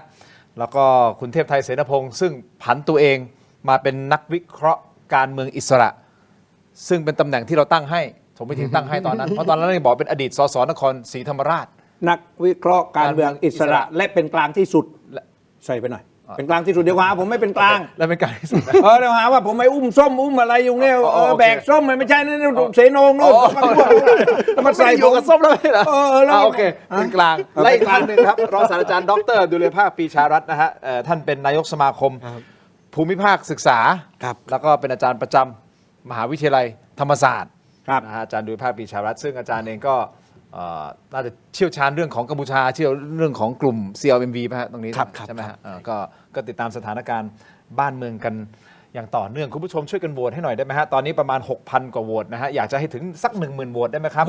12,000สัก 12,000 นะต่อหน่อยเป็น 12,000 นะครับเพื่อเราถามว่าคุณคิดว่าการปะทะจะจบลงก่อนสิ้นปีหรือไม่การปะทะกันระหว่างไทยกับกัมพูชาเรานั่งวิเคราะห์กันนะฮะแล้วทั้ง3ท่านในช่วงของทีวีก็เห็นใกล้ๆกันใกล้เคียงกันว่าไอ้หลักใหญ่ใจความของการปะทะเนี่ยมันอาจจะควบคุมได้ก่อนถึงสิ้นปีแต่ไอ้เล็กๆน้อยๆปลีกย่อยกองโจรกองอะไรก็ยังอาจจะมีปะปายอยู่มันจะคุยไม่มีการยุติกันไงแต่ว่าที่บอกว่าจะทำลายจนเขามีหมดกิจการสามารถยังไม่เห็นจุดนั้นแต่อาจจะหยุดแล้วก็เลิกกันไปแล้วก็ว่ากันใหม่เห็นว่าเป็นอย่างนั้นนะครับก็อีกไม่กี่วันก็จะปีใหม่แล้วเนาะอีกประมาณสัก2 สัปดาห์ใช่ป่ะ2 สัปดาห์ประมาณนั้น2 สัปดาห์เพราะฉะนั้นเราก็อยากจะให้มันยุติลงโดยเร็วที่สุดนะครับเพราะว่าเราไม่ต้องการความสูญเสียมากไปกว่านี้นี่คือ20จากเหตุการณ์ครั้งเนี้ยครั้ง9กี่วันนะ11 วันตอนนี้เป็น11 วัน11 วันนี่คือทหารของเราเสียชีวิต20แล้วนะฮะซึ่งต้องเข้าใจว่าเรียนว่าเนื่องจากเราใช้วิธีการผลักดันที่หน้าแนวคือใช้กำลังไปปะทะกันจึงมีการสูญเสียมากต่างจากคราวที่แล้วก็ช่วยกันโหวตกันเข้ามาหน่อยคุณผู้ชมคิดเห็นอย่างไรนะครับสัก 12,000 โหวตตามที่คุณเทพไทยขอนะครับเพราะว่าถ้า 10,000 มันกลมๆไปมันดูไม่ดีต้องมีเศษหน่อยเผื่อต่อนี่โอเค มีคุณผู้ชมถามเข้ามานะว่าเพลงที่เราเปิดเพลงเปียโนเสียงเพราะเป็นเพลงชื่ออะไรผมจริงๆตั้งแต่วันแรกของการทำรายการถกไม่เถียงเนาะเราใช้เพลงเป็นเพลงของวงดังที่เขาแต่งให้เรานะฮะแล้วเราภูมิใจมากเลยนะเพลงนี้แต่เนื่องจากว่าเป็นช่วงนี้เราเลยเปลี่ยนเป็นการบรรเลงเปียโนแต่ถ้าไปฟังออริจินอลนะครับก็คือวง Slot Machine เป็นคนแต่งให้เรานะครับแล้วก็ร้องด้วยคุณเฟิร์สร้องด้วยนะมีในนั้นมีท่อนร้องด้วยนะครับไม่เทียกอะไรเนี่ยทกนะครับโอเคจะได้ขายข้อสงสัยกันไปแล้วนะครับเผื่อจะเป็นคำถามในอนาคตเนาะถ้าใครทายถูกว่าใครแต่งเพลงให้กับเรารับรางวัลไปเลยอะไรอย่างเงี้ย ตอนนี้เฉลยไปแล้วแหละนะครับพูดคุยกันต่อ ทั้ง 3 ท่านคิดว่าโดนัลด์ทรัมป์ถ้าเราเอาใจเขาเอาเขามาเป็นพวกมันจะเป็นประโยชน์กับเรา แต่ในเวลาเดียวกันคุณเทพไทยบอกโอเคเราอวยเขาใช่แหละเพราะว่าเขาเป็นคนที่เสียหน้าไม่ได้เนาะก็คือเราอวยเขาให้เขาเห็นว่าเขามีความสำคัญนู่นนี่นั่น1 2 3 4เพื่อผลประโยชน์ของตัวเรา แต่มันก็มีคำถามเพิ่มไปอีกก็คือว่าแค่อวยแค่นี้มันจะพอเหรอฮะแค่บอกเฮ้ยเห็นด้วยนู่นแล้วก็ชี้ให้เห็นว่านี่นะมันเขาลุกรานเรานะมันเกิดเหตุการณ์อย่างนี้1 2 3 4นะแล้วก็สิ่งที่อาจารย์ดุลยภาคพูดไปใช่ไหมครับว่าให้ชี้ให้เขาเห็นแล้วว่าเป็นรัฐอันธพาลเป็นอาจจะมีโอกาสเป็นรัฐก่อการร้ายด้วยซ้ำเนี่ยมันเพียงพอสำหรับโดนัลด์ทรัมป์ที่จะทำให้รู้สึกว่าจะมาเป็นพวกเราหรือมันอาจจะต้องแลกด้วยผลประโยชน์อย่างอื่นหรือเปล่าผมไม่แน่ใจว่าเขาต้องการอะไรจากประเทศไทยนอกเหนือจากการชื่นชมอาจารย์ดุลยภาคคิดว่าอย่างไรครับผมอธิบายกับผู้ชมก่อนว่าแนวนโยบายต่างประเทศไทยในข้อเสนอของผมไม่ใช่การเลือกข้างสหรัฐอเมริกานะครับแต่เป็นการถ่วงดุลกับมหาอำนาจเพื่อให้เราเนี่ยนะครับมีพื้นที่และเวลาพอในการต่อสู้หรือว่าลดขีดความสามารถของกัมพูชาในห่วงเวลานี้นะครับคือการแทรกแซงทีนี้พอทรัมป์เนี่ยเขาเจาะลึกเข้ามาเรื่อยๆแทนที่เราจะเป็นศัตรูกับทรัมป์โดยใช่เหตุเนี่ยก็นะครับแปลงมาเป็นการขอคำปรึกษาหรือขอบคุณในมิตรภาพของทรัมป์แล้วเทียบให้เขาเห็นง่ายๆแล้วกันว่ากัมพูชาเนี่ยคือเวเนซุเอลาแห่งเอเชียตะวันออกเฉียงใต้นะครับเพราะว่าเวเนซุเอลากำลังเป็นไม้เบื่อไม้เบาสำหรับทรัมป์แล้วก็เวเนซุเอลาเนี่ยถูกนิยามในวงระหว่างประเทศว่าเป็นรัฐอันธพาลบ้างเป็นรัฐมาเฟียบ้างนะครับเป็นรัฐผลิตยาเสพติดนะครับหรืออะไรต่างๆเนี่ยกัมพูชาไม่เหมือนเวเนซุเอลาสักทีเดียวแต่ว่ามีหลายอย่างที่พอเทียบเคียงกันได้ถ้าเทียบแบบนี้ผมว่าทรัมป์เข้าใจพอทรัมป์เข้าใจปั๊บเนี่ยเวเนซุเอลายังเป็นภัยคุกคามสำหรับทรัมป์และสหรัฐเลยก็ต้องเข้าใจหัวอกของไทยว่ากัมพูชาก็เป็นภัยคุกคามแล้วถ้าเราขอคำปรึกษาจากรัฐบาลสหรัฐอเมริกาหรือว่าโดนัลด์ทรัมป์เนี่ยว่าเราจะจัดการหยุดยั้งรัฐอันธพาลเนี่ยในลักษณะไหนผมคิดว่ามันมีที่ทางมันมีแพลตฟอร์มให้ดำเนินกระบวนการทางการทูตได้โดยที่เราไม่เสียเปรียบแล้วสามารถจะดึงให้อเมริกาเนี่ยมาเชียร์เราได้งั้นไปฟังสิ่งที่ประธานาธิบดีโดนัลด์ทรัมป์พูดเกี่ยวกับประเด็นของไทยกัมพูชาก่อนที่จะไปที่เสนงกับคุณเทพไทยครับฟังครับ We had, as you know, settled 8 wars, and one was having a little problem yesterday. Thailand and Cambodia, we were able to straighten that out, and we're working on the security guarantees so the war doesn't start up again. We don't want to have a war start up again. You know, as I said, with Thailand and Cambodia, two people I get along with great, and I dealt with them, and I called them, and I said, "Look, fellas, you got to relax. You got to take it easy. They lost.You know, they started the war again. I got it ended. I got it ended. เขามั่นใจมากเลยนะว่าผมต้องยุติมันแล้วก็ I get along well with both of them ก็คือหมายความว่าสามารถเป็นมิตรที่ดีต่อกันระหว่างไทยแล้วก็ระหว่างเขากับไทยกับเขากับกัมพูชาครับเสนงคิดว่ามันต้องมีอะไรหรือว่าเขาหวังอะไรมากกว่านี้อ่าวไทยไหมมันมีเกี่ยวไหมคือจริงๆเรื่องคือเขาอยากจะไปยุ่งอะไรกับกัมพูชาอีกเรื่องหนึ่งนะแต่ไทยกับทางสหรัฐเนี่ยมีความสัมพันธ์ในแง่การทหารมานานเราเรียกว่าค่านิยมทางการทหารหรือว่าวิธีการรบทางการทหารมันขึ้นอยู่ทางสหรัฐเขาอยู่แล้วคอปเปอร์โกของเราทั้งหลายทั้งแหล่เนี่ยเขาเป็นจุดแต่เพียงแต่ว่าเราเนี่ยพยายามจะบาลานซ์อะไรก็แล้วแต่ทีนี้สิ่งที่เขาต้องการเนี่ยคือไม่ต้องการให้มีรบต่อใช่ไหมครับผมก็เสนอผ่านรายการไปเลยคุณก็บอกทำไปสิบอกว่าคุณใช้ไรด้าได้ไหมไอ้ที่มันทะเลาะกันอยู่ข้างบนตรงอีสานใต้เนี่ยมันเป็นเรื่องของสัตว์ปันน้ำแล้วสัตว์ปันน้ำตรงนั้นตนในสนธิสัญญาเนี่ยเขาให้ดูเขาก็จบแล้วแต่กัมพูชาดันไม่เชื่อดังนั้นเราบอกว่าให้ตีเส้นด้วยไรด้าเลยให้มันจบประมาณ200กิโลเมตรเนี่ยใช้เวลา40วันก็จบแล้วเพราะมัน10กิโลเมตรใช้เวลาวันหนึ่งไปกลับเท่ากับ2วันทั้งหมดให้90วันเลยพูดอย่างนี้ทางก็จบไงตีเส้นแล้วจะทะเลาะทำไมยิงกันทำไมถ้ามันมีเส้นชัดๆก็ไม่ต้องทะเลาะกันใครอยู่ในเส้นออกไปเราเสนอไปบอกทำอย่างนี้เพราะเรามีข้อตกลงแล้ว JBC ตกลงเรียบร้อยแล้วเพียงแต่ขยายบอกว่านี่ไงจบสงครามจริงไหมต้องบอกตรงนี้ปั๊บเหมือนจบเลยเอาไรด้ามาจับเอาเทคโนโลยีมาจับมันหลอกไม่ได้ใช่แล้วทำก็จะเฮ้ยนี่ไงคือจบเขาบอกว่าให้จบเราก็บอกนี่ไงจบพวกคำนี้จบเลยไหมน่าคิดนะเราเสร็จแล้วก็บอกเฮ้ยแต่มันมีอีกนะทางกัมพูชานี่น่ากลัวอย่างที่อาจารย์เขาว่ามันเป็นพวกสแกมเป็นอะไรต่างๆแล้วคุณไปยึดทักษิณฉันชื่ออะไรเนี่ยยังไม่หมดหรอกอยู่ในเยอะมาอยู่ที่ประเทศไทยมาช่วยกันตั้งไอ้ทีมเฉพาะกิจประเทศไทยอยู่เลยแล้วก็ไปจัดการเขาดีไหมยุมากกว่าผมอีก ผมนี่ธรรมดาแค่ยอนิดๆหน่อยๆใส่ไปเยอะเลยเอาการทหารเอาเทคโนโลยีมาจับเลยไรด้าผมก็มันก็น่าสนใจนะไรด้ามันจะได้รู้แล้วรู้รอดไปเลยว่าเส้นมันอยู่ตรงไหน แล้วฝั่งไหนเป็นของใครเลยก็จะชัดไปเลยก็ได้จบเลยไงก็จะได้ไม่ต้องทะเลาะกันอีกเรื่องแคมป์แดน ชัดคือไอ้โดนัลด์ทรัมป์เนี่ยนะต้องการอะไรไม่รู้แหละ แต่ว่าผมแค่ต้องการโดนัลด์ทรัมป์เนี่ยต้องการที่จะยุติ ใช่ ไม่ให้เรารบกันแล้ว เพราะฉะนั้นโอกาสของเราตอนนี้เนี่ยเพราะเรารู้อยู่แล้วเนี่ยพอเป้งหยุดยิงเวลาไหนปั๊บเนี่ยใครอยู่พื้นที่ไหน อันนั้นคือของเราเพราะฉะนั้นรอบนี้ทำการบ้านไง ไม่ต้องมาเสียดายไงเหมือนคราวก่อนเนี่ย28 ตอนเที่ยงคืนหยุดปั๊บโอ้ได้ไม่ครบเลยว่ะทำไมด้วย ยังไม่ได้ ยังไม่ได้อันนี้เขาให้แล้วมันส่งสัญญาณมาแล้วโดนัลด์ทรัมป์ยังไงมันจบแน่ คุณเอาไว้มากที่สุดไว้มากไว้ได้ก่อนเผื่อไว้เลยเผื่อมันต่อไงยึดไว้เผื่อทีวันหลังว่าเฮ้ยถอยให้เขาหน่อยได้ไหมเราก็ได้ถอยในกำไรไงฟาดไปเยอะๆไปหน่อยอะไรเงี้ยแล้วก็ผมเลยบอกเลยนะรอบนี้ถ้ายึดได้แล้วนะอยากกลับ คือผมคุยกับเพื่อนผมที่เป็นทหารเขาบอกที่ผ่านมาพอเราไล่มันเสร็จนะเรากลับพอกลับมันมาอีกมันขึ้นมาเอาอีกไงคราวนี้ผมเลยเสนอไงรอบนี้เอาอย่างนี้ดีกว่าไปตั้งกองทหารอยู่ตะเข็บชายแดนเนี่ยให้มากเลยไอ้ที่สระบุรีอะไรที่มาอยู่ในเมืองไม่ต้องแล้วไปอยู่กันด้วยไอ้เยอะหน่อยเฝ้ามันเลยไงแล้วก็ไปคุยกับไอ้กรมอุทยานเนี่ยคือที่ของเราส่วนใหญ่เป็นอุทยานเนี่ยพอใครเข้าไปไม่ได้นะเข้าไม่ได้เพราะฉะนั้นเนี่ยต้องขออนุญาตบอกโอเคไปตั้งค่ายไปตั้งแคมป์อะไรเนี่ยเรียงรายอย่าให้มันเข้ามาของมันนี่เป็นแบบนั้นจริงๆนะเพราะอะไรเพราะของมันอยู่ข้างล่างเรานี่นะฮุนเซนมันสนับสนุนในกองทัพมาไอ้ฐานมันมาสร้างบ้านมาสร้างหมู่บ้านแล้วก็จ้องที่จะเอากับเราไงพอปั๊บมันปีนขึ้นขนาดหน้าผามันปีนขึ้นมายึดที่เราแล้วทีนี้เราก็ต้องเฝ้าเลยกันนี้คราวนี้เนี่ยอุทยานเนี่ยมันไม่มีกำลังเหมือนทหารลาดตระเวนจริงแหละแต่มันสู้ไม่ได้หรอกใช่ไหมล่ะมันไม่ใช่หน้าที่เป็นรั้วของชาตินิทหารเป็นรั้วของชาติพอเป็นรั้วของชาติก็กองพลทั้งหลายแหล่ที่อยู่ในเมืองทั้งหลายแหล่เนี่ยก็พาไปเพราะปฏิวัติก็ไม่มีแล้วนี่ตอนนี้เขาเลิกปฏิวัติกันแล้วก็ไปอยู่ชายแดนในหมดเนี่ยผมว่ามันก็น่าจะดีนะถ้าผมเสนอไอเดียนี้เผื่อใครเป็นรัฐบาลเผื่อเสนงเป็นรัฐบาลรอบหน้าผมรับฟังนะครับแต่ผมไม่ยืนยันสิ่งที่คุณเทพไทยพูดนะครับเพราะฉะนั้นผมจะไม่เกี่ยวผมเป็นฐานะคนฟังอย่างเดียวไม่ผมเสนอเพราะฉะนั้นใครที่ฟังอยู่แล้วก็ไปผมเสนอไปเดี๋ยวหาว่าผมพูดไปมีแต่วิจารณ์มีแต่ว่าอย่างนู้นเป็นหลักการผมเสนอว่าต่อไประยะยาวเนี่ยนะต้องทำอย่างนี้ถ้าอย่างนี้ไปต่อเลยวันนี้เป็นวันแรกที่มีการประชุมระหว่างประเทศนะฮะว่าด้วยหุ้นส่วนระดับโลกเพื่อต่อต้านอาชญากรรมหลอกลวงทางอินเทอร์เน็ตก็คือวันนี้17ใช่ไหม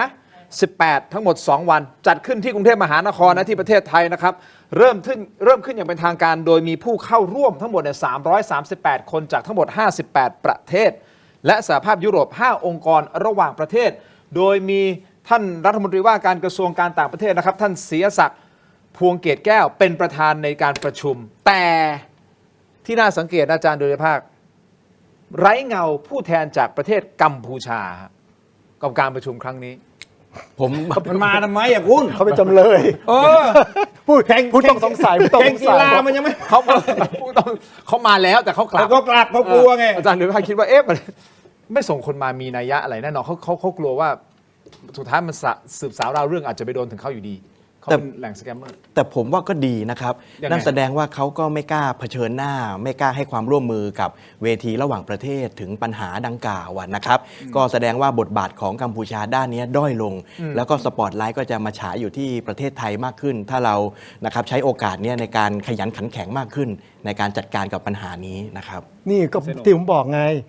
แทนประชุมเสร็จปั๊บเนี่ยขอให้มาตั้งตรงนี้เลยอำนวยความสะดวกที่ท่านพูดในช่วงทีวีใช่มาเลยพอมาปั๊บเนี่ยเขามันมาจ่อคอหอยของคุณเซนอยู่คุณจะไปไหนรอดล่ะใช่ไหมเอาพวกนี้มานั่งแล้วก็มองคุณจะขยับไหนคุณจัดการคุณเซนอยู่ไม่ได้เอาสหรัฐมาเอาจีนมาเอายุโรปมาตั้งตรงเนี้ยคุณเซนอยู่ไม่ได้เลยเราเป็นเซ็นเตอร์ใช่ไหมเราเป็นผู้อำนวยความสะดวกให้ใช่เราเป็นผู้อำนวยการในการปราบในการอะไรเพราะอะไรเพราะตรงนี้แหละชัยภูมิเราดีสุดไงไอ้ฝั่งโน้นเขาก็พม่ามีสแกมเมอร์อยู่แล้วชเวก็โกทำลายกันไปเอี้ยนเตียนไปแล้วไอ้ฝั่งนี้ก็กัมพูชามีปอยเปรตมีอะไรเยอะแยะไปหมดเราอยู่ตรงกลางเราก็อำนวยความสะดวกมาดูว่ามันเอาจริงเอาจังไงได้เงินท่องเที่ยวด้วยแล้วก็พวกที่จะมาเอาเงินขึ้นที่ประเทศไทยเนี่ยจะไม่กล้าละเพราะไทยเนี่ยเป็นจุดสุดท้ายอ่ะเอาเงินขึ้นฟอกเงินจะไม่กล้าจะหายหมดพูดถึงเรื่องของฟอกเงินคุณผู้ชมมันก็มีการตั้งข้อสงสัยเหมือนกันว่าถ้าสมมติไม่มีคนไทยอยู่ในกระบวนการการฟอกเงินมันจะเกิดขึ้นได้เหรอในประเทศไทยคือเราเป็นแหล่งสุดท้ายของวงจรนี้มาขึ้นกันที่ประเทศไทยโดยการไปผ่านคริปโตเสร็จแล้วมาผ่านกระเป๋าเงินแล้วก็ไปคริปโตอีกรอบผ่านกระเป๋าเงินแล้วจึงขึ้นบัญชีขึ้นที่บัญชี แล้วอย่างที่แม่สอนในปีที่แล้วก็เบิกไป 4,000 ล้าน เบิกเรื่อยๆ 4,000 ล้าน นี่คือตัวอย่างที่มันเกิดขึ้นในประเทศไทย ถ้ากลุ่มนี้มาอยู่แล้วดึงมาอยู่ปั๊บเนี่ยมันจะสอดส่องสายตาแล้วเจ้าหน้าที่ไทยก็จะขยันขึ้น เพราะมันมีข้อมูล ขยันขึ้นหรือว่าโอเคก็ต้องขยัน ต้องขยันขึ้นสิไม่ขยันขึ้นเดี๋ยวเขาด่า แต่ที่ผ่านมาเรื่องสแกมเมอร์มันมีการตั้งคำถามไงเรื่องเส้นเงินต่างๆนี่ตกลงมันมีคนไทยเข้าไปเกี่ยวข้องด้วยหรือเปล่า มันเนี่ยคนมันสงสัยนี่ขนาดว่าเอาอย่างนี้กว่า ขนาดว่าประกาศยึดไป10,000 กว่าล้านนะแล้วพอภาพถ่ายกับเบนจามินหลุดมาแล้วตอนนี้เงียบนะนี่แก๊งสแกมเมอร์ตัวนโยบายปราบแก๊งสแกมเมอร์เงียบไปแล้วนะมันก็พุ่งประเด็นไปที่ชายแดนนะเห็นไหมเมืองไทยเราเนี่ยมันเร็วนะ ยังไงฮะ หายเกิดปั๊บแล้วมีอะไรมากลบปั๊บก็หายเร็ววันนี้เอาเมื่อก่อนตอนรัฐบาลโดนเรื่องแก้ปัญหาน้ำท่วมหาดใหญ่ใช่ไหมเอาแล้วพอมาสแกมเมอร์ยึดรับ10,000 กว่าล้านหาดใหญ่ก็เงียบทิ้งปล่อยไว้ช่างมันจะกินฝุ่นกินแล้วก็ช่างมันปล่อยไปอย่างนี้เห็นไหมพอมีทหารโดนยิงขาขาดรบกันสแกมเมอร์ก็เงียบอีกนี่ถ้าใครเซตเรื่องอะไรขึ้นมาอีกไปอีกนะเนี่ยประเทศไทยมันเป็นอย่างนี้จริงๆนะมันมีจะ คือถ้ามันมีข่าวอะไรใหญ่กว่า เลยมากลบหมดกลบหมดเลยมันไปโฟกัสที่นั่นหมดเลยไอ้จริงๆเนี่ยปัญหาของไอ้ปราบแก๊งสแกมเมอร์นี่คือหัวใจนะคุณทินอันเนี้ยคือสูงสุดเพราะอะไรถ้าคุณปราบแก๊งสแกมเมอร์ได้เนี่ยนะมันกระทบไปถึงฮุนเซนไง60% ของฮุนเซนมันเอาเงินจากแก๊งสแกมเมอร์อาวุธต่างๆที่อาวุธจีนทั้งหลายแหล่เนี่ยที่เรายึดได้เนี่ยนะที่เนิน677เนี่ยอันที่ถามจีนเนี่ยจีนบอกไม่ใช่เนี่ยนะก็อาจจะเป็นไปได้ว่าจีนไม่ได้ใช้แต่ว่ามันอาจจะเป็นแก๊งสแกมเมอร์ซื้อมาให้อีกเหมือนอะไรเหมือนเพื่อนผมเป็นพ่อค้าไม้เมื่อก่อนมันไปซื้อไม้ที่พม่าแล้วก็ไปพบศาลกะเหรี่ยงศาลกะเหรี่ยงเอาตังค์ให้มันบอกว่าให้เอาตังค์ขอเป็นอาวุธได้ไหมเอาอาวุธมาให้มันเพราะมันจะรบกับรัฐบาลพม่าไงอันนี้ก็เหมือนกันไงเอาตังค์ให้ฮุนเซนบอกเฮ้ยตังค์ผมไม่เอาเป็นอาวุธให้ผมนะเพราะผมกำลังสู้รบกับไทยอยู่อันนี้พวกจีนเตามันก็ไปเอามาอันนี้ก็เป็นไปได้ไงซึ่งในประเด็นของจีนขอบคุณที่พูดประเด็นมานะครับเพราะว่าท่านศรีศักดิ์พวงเกตแก้วรัฐมนตรีว่าการกระทรวงการต่างประเทศเนี่ยท่านก็ให้ข้อมูลบอกว่าท่านปลัดกระทรวงการต่างประเทศได้มีการพูดคุยกับเอกอัครราชทูตจีนเมื่อวันที่15 ธันวาคมที่ผ่านมานะครับโดยทางจีนยืนยันว่าอาวุธที่ยึดไม่ได้เนี่ยเป็นอาวุธเก่านะครับแล้วก็ทางการจีนไม่ได้ส่งมอบอาวุธใหม่ให้กับทางด้านของกัมพูชานอกจากนี้นะครับทางรัฐมนตรีว่าการกระทรวงการต่างประเทศก็ยังบอกด้วยนะว่าทางจีนอยากให้เห็นทั้งสองฝ่ายเนี่ยเดินหน้าสู่สันติภาพและพยายามแก้ไขปัญหาระหว่างกันด้วยสันติวิธีถ้าจากข้อมูลของท่านศรีศักดิ์เดียวนะท่านเสนงให้สัมภาษณ์นะฮะก็เท่ากับว่าอาวุธของกัมพูชามันเหมือนจะล่อยหลอลงไปทุกวันแล้วมันก็ไปสอดคล้องกับนักวิชาการหลายท่านที่มองว่าตอนเนี้ยกัมพูชากำลังอาวุธจริงๆอาวุธมันหมดไอ้ตัวจรวดมันหมดแต่ท่อยังอยู่นะท่อยิงยังอยู่ที่ผมยังบอกว่ายังจัดการไม่ได้เนี่ยแต่อาวุธเนี่ยยิงก็เกือบหมดแล้วล่ะเหลือแค่1 ใน 3แต่ที่ว่าได้มาใหม่เนี่ยทางจีนก็ต้องพูดเสมอว่าโดยทางการแล้วเนี่ยเขาไม่ได้ให้อาวุธเพราะเขาประกาศเราก็ไม่อยากให้ลบกันเขาไม่ส่งอาวุธให้แน่นอนถูกต้องครับดังนั้นแต่ที่ใต้ดินอีกเรื่องนึงโอเคแล้วใต้ดินมันอีกเรื่องนึงซึ่งใต้ดินก็อาจจะเป็นไปได้หรือเปล่าที่เราเพราะเงินเยอะมากนะกัมพูชาจากการสแกมเยอะเงินเขาเป็นเป็นแสนล้านอ่ะ60% ของ GDP ใช่เขาอาจจะนึกออกว่าที่ไหนมีตังที่นั่นก็ย่อมมีของให้อ่ะใช่เราก็ไม่แน่ใจไงแต่ทางการจีนยืนยันตรงนี้เราก็ต้องยึดในสิ่งที่ท่านเอกอัครราชทูตจีนท่านพูดออกมาถูกต้องไหมฮะแต่เขาพูดทางการทูตคุณแหมเขาก็พูดหวานอยู่แล้วก็พูดดีอยู่แล้วใต้ดินแบบเสนงว่านะสแกมเมอร์มีไหมล่ะเอามาไหมล่ะอาวุธเนี้ยแล้วอาวุธนี้เขาบอกว่าก็เพิ่งรถโชว์เมื่อต้นปีนี่ก็ชุดนี้แหละอาจารย์ดูภาพแล้วมีไม่แล้วมีทูตจีนเราผมให้ไปเองมีไหมผมจะถามก็เขาไม่ได้ให้เขาก็ต้องพูดไม่ให้สิเขาต้องปฏิเสธก่อนอยู่แล้วทางการทูตถึงแม้ว่าเขาจะนั่นไงเพราะอะไรเพราะเขามีผลประโยชน์กับกัมพูชาเหมือนกันเขารักประเทศไทยขนาดไหนเขาประโยชน์ของเขาสำคัญกว่าทุกสิ่งทุกอย่างอยู่แล้วคุณอันนี้การทูตเนี่ยมันจะไปเชื่อมากเอาประโยชน์ของประเทศชาติเป็นหลักก็แล้วกันโอเคผมฟังครับผมรับฟังพี่เทพไทยไม่ต้องกดไม่ผมมันรักชาติไงเราก็รักชาติผมรักมากกว่าเรารักชาติเรามีรักของผมมีมากไม่น้อยนะมียากไม่น้อยนะอาจารย์ดูภาควิเคราะห์นิดนึงในประเด็นเรื่องของพวกตลาดมืดใต้ดินมันมีอยู่แล้วถูกต้องไหมฮะแล้วกัมพูชาน่าจะเป็นประเทศที่มีเงินหลบซ่อนอยู่เยอะมากอันนี้ก็แน่นอนนะครับมันมีรายงานจากองค์กรระหว่างประเทศก็เห็นพ้องต้องกันเยอะครับUNODC ว่า นะครับระบอบฮุนเซนเนี่ยยืนอยู่ได้ด้วยการเป็นรัฐสแกมเมอร์นะครับแต่ว่าผมขออธิบายในทางประวัติศาสตร์นิดนึงเรื่องบทบาทจีนสั้นๆนะครับว่าจริงแล้วการอยู่ได้ด้วยระบอบฮุนเซนเนี่ยมันมีอีกแง่มุมหนึ่งที่อาจจะยังไม่มีใครพูดถึงมาก คือการเป็นเผด็จการชนรับประทาน หรือเป็นเผด็จการพลังน้ำผมหมายถึงว่าในช่วงที่ฮุนเซนครองอำนาจมาเป็น10 ปีเนี่ยเขาสร้างเขื่อนชลประทานเขื่อนทดน้ำนะครับแล้วก็ผันไปตามหมู่บ้านชาวนา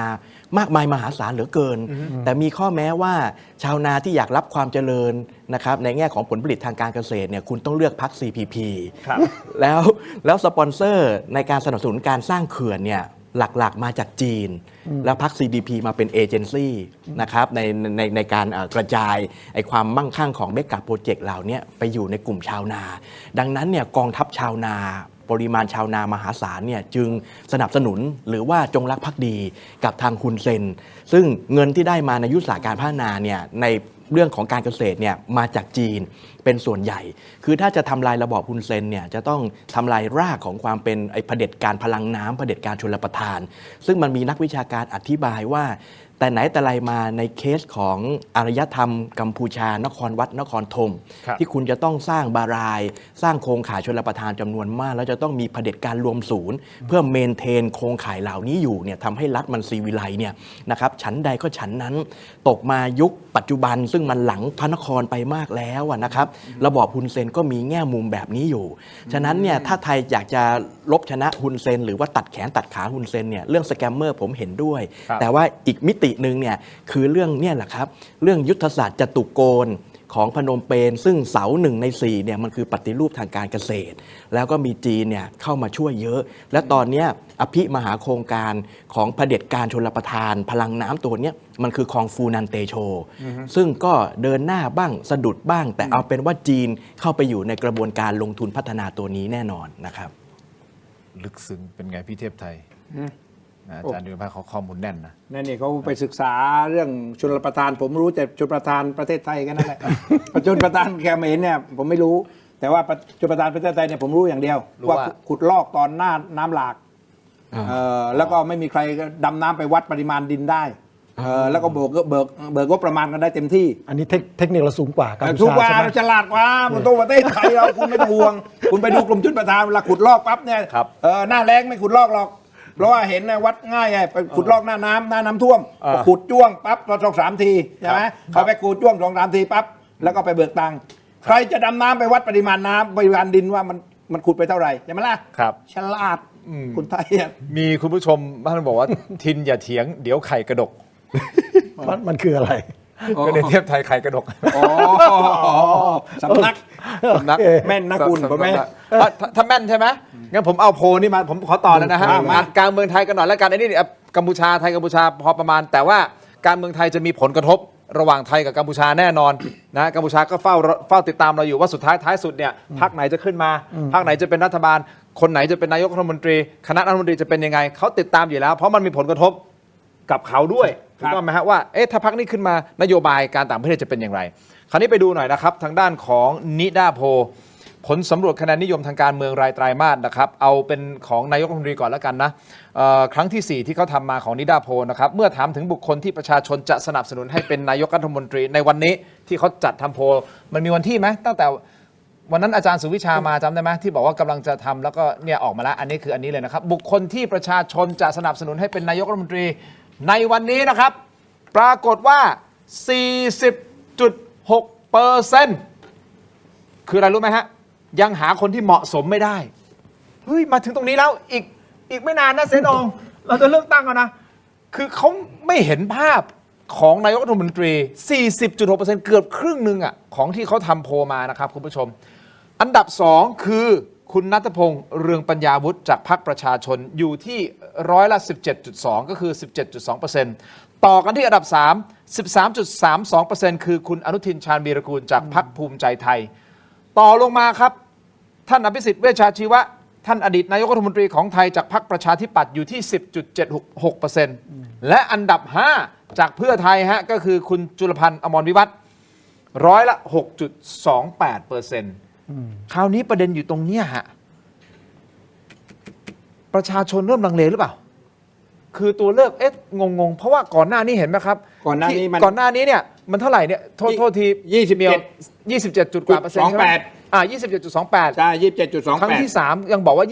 27.28% ยังไม่เห็นใครเหมาะสมอ่ะและพอมาถึงวันนี้ครั้งที่ 4 มันขึ้นมา 40.6 เลยอ่ะโอ้โห มันถอยหลังกันไปเยอะมากไง โอ้อันเนี้ย จากเมื่อก่อนเนี่ยก็ตัดสินใจได้แล้ว ที่ไม่ตัดสินใจไม่ได้มีแค่ 27% แต่ตอนเนี้ย พอทำไปทำมา 40.6 40 กว่าเกือบครึ่งหนึ่ง คือเขาไม่รู้จะเลือกใครเป็นนายกดีกว่า ถ้าสมมติถ้าจะเลือกนายกในใจของเขาอ่ะคุณเทพไทยมองยังไง ก็ถ้าคุณไปดูตัวเลขของตัวบุคคลเนี่ยลดลงทุกคนเลยอ่ะนะครับคุณเท่งเนี่ยจาก 22.80 เนี่ยลดเหลือ 17 7.2 คุณอนุทิน 20.44 เหลือ 12.32 ใช่ไหมล่ะ อะไรเพราะอะไรอ่ะ เพราะว่า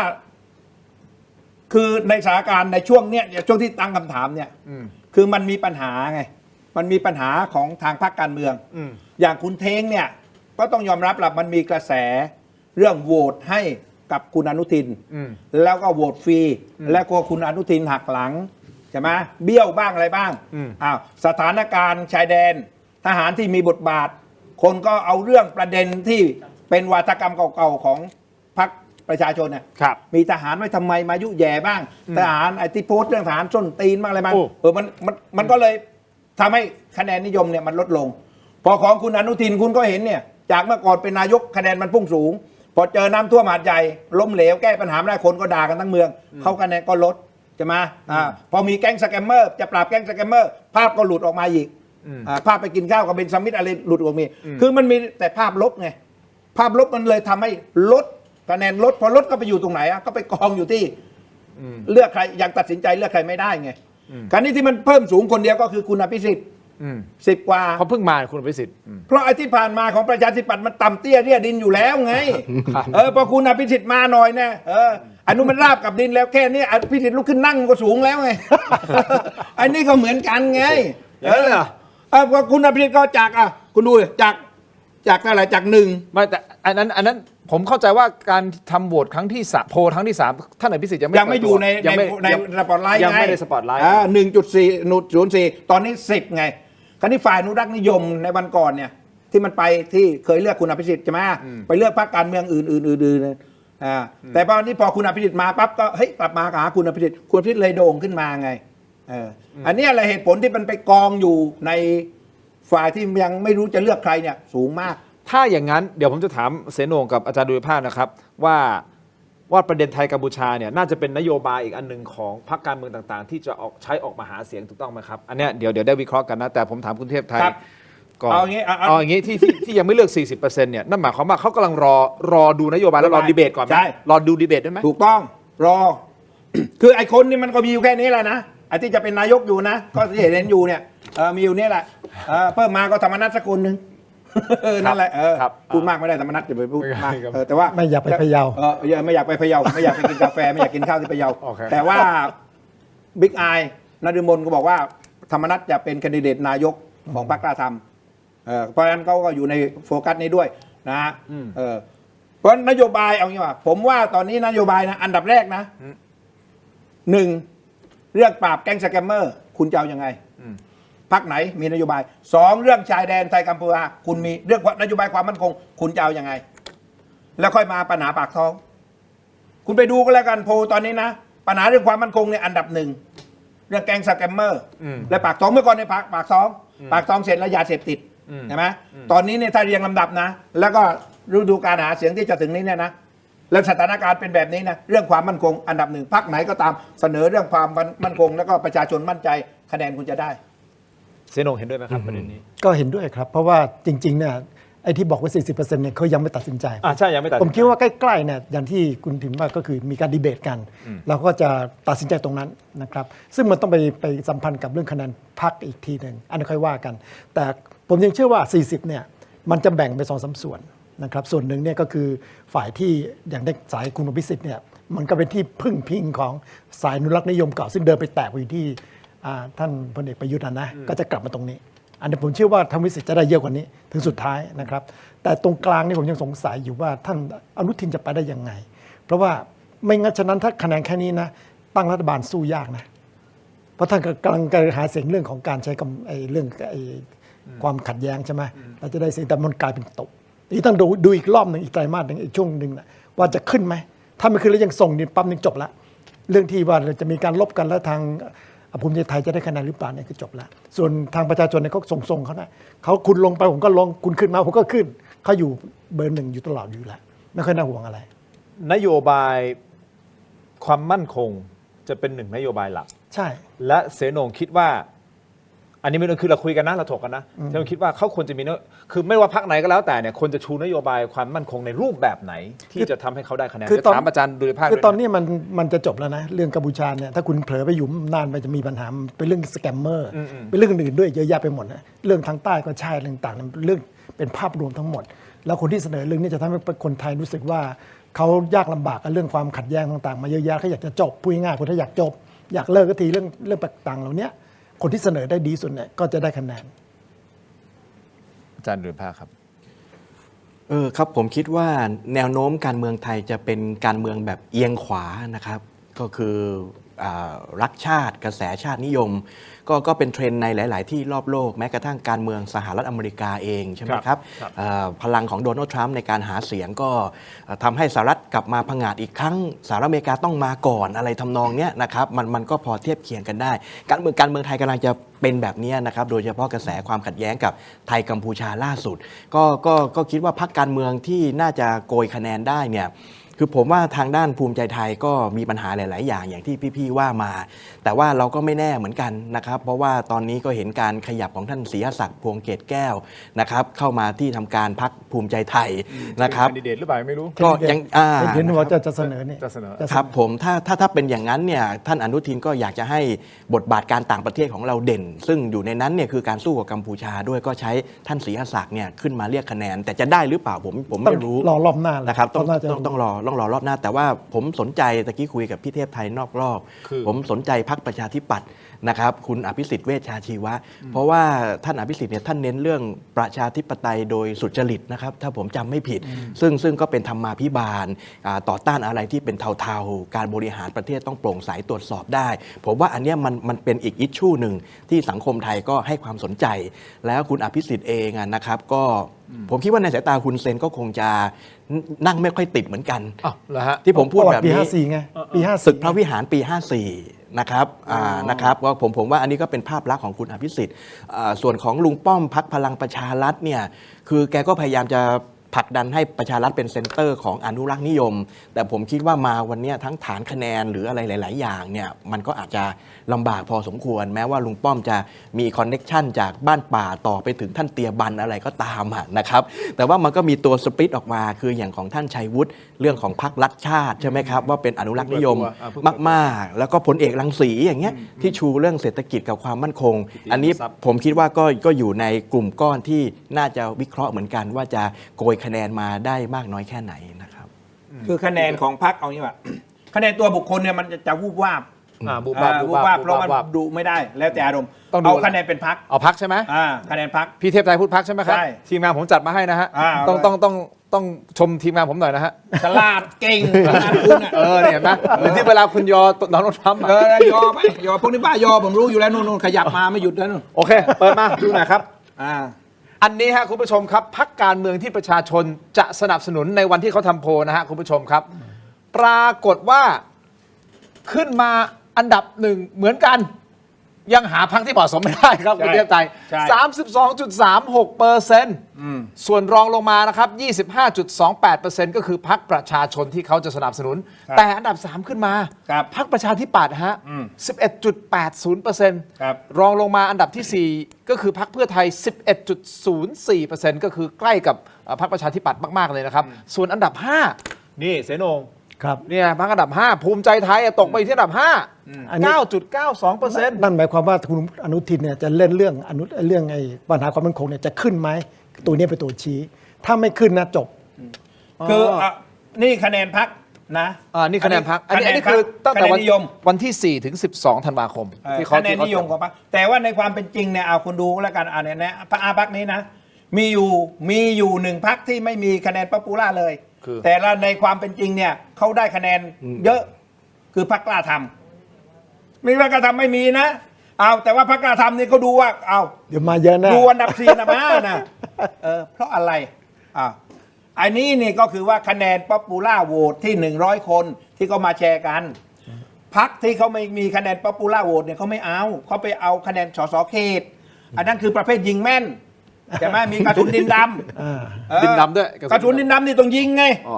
ยิงแม่นล็อกเป้ายิงคุณเห็นไหมล่ะเลือกตั้งปี66พรรคภูมิใจไทยได้70 คนปาร์ตี้ลิสต์3 คนเองนอกนั้นเขตทั้งนั้นล็อกเป้ายิงเข้าเป้าหมดรอบนี้ก็เหมือนกันพรรคกล้าทำอาจจะได้ปาร์ตี้ลิสต์คน2 คน แต่ว่าทำไมเขาประเมินว่าได้40 เขตล่ะเพราะเอาสสเขตตอนนี้คุณก็เห็นสสเขตย้ายพรรคกันเป็นว่าเล่นตลาดนัดวัวควายเปิดขึ้นชั้นใดตลาดนัดสสก็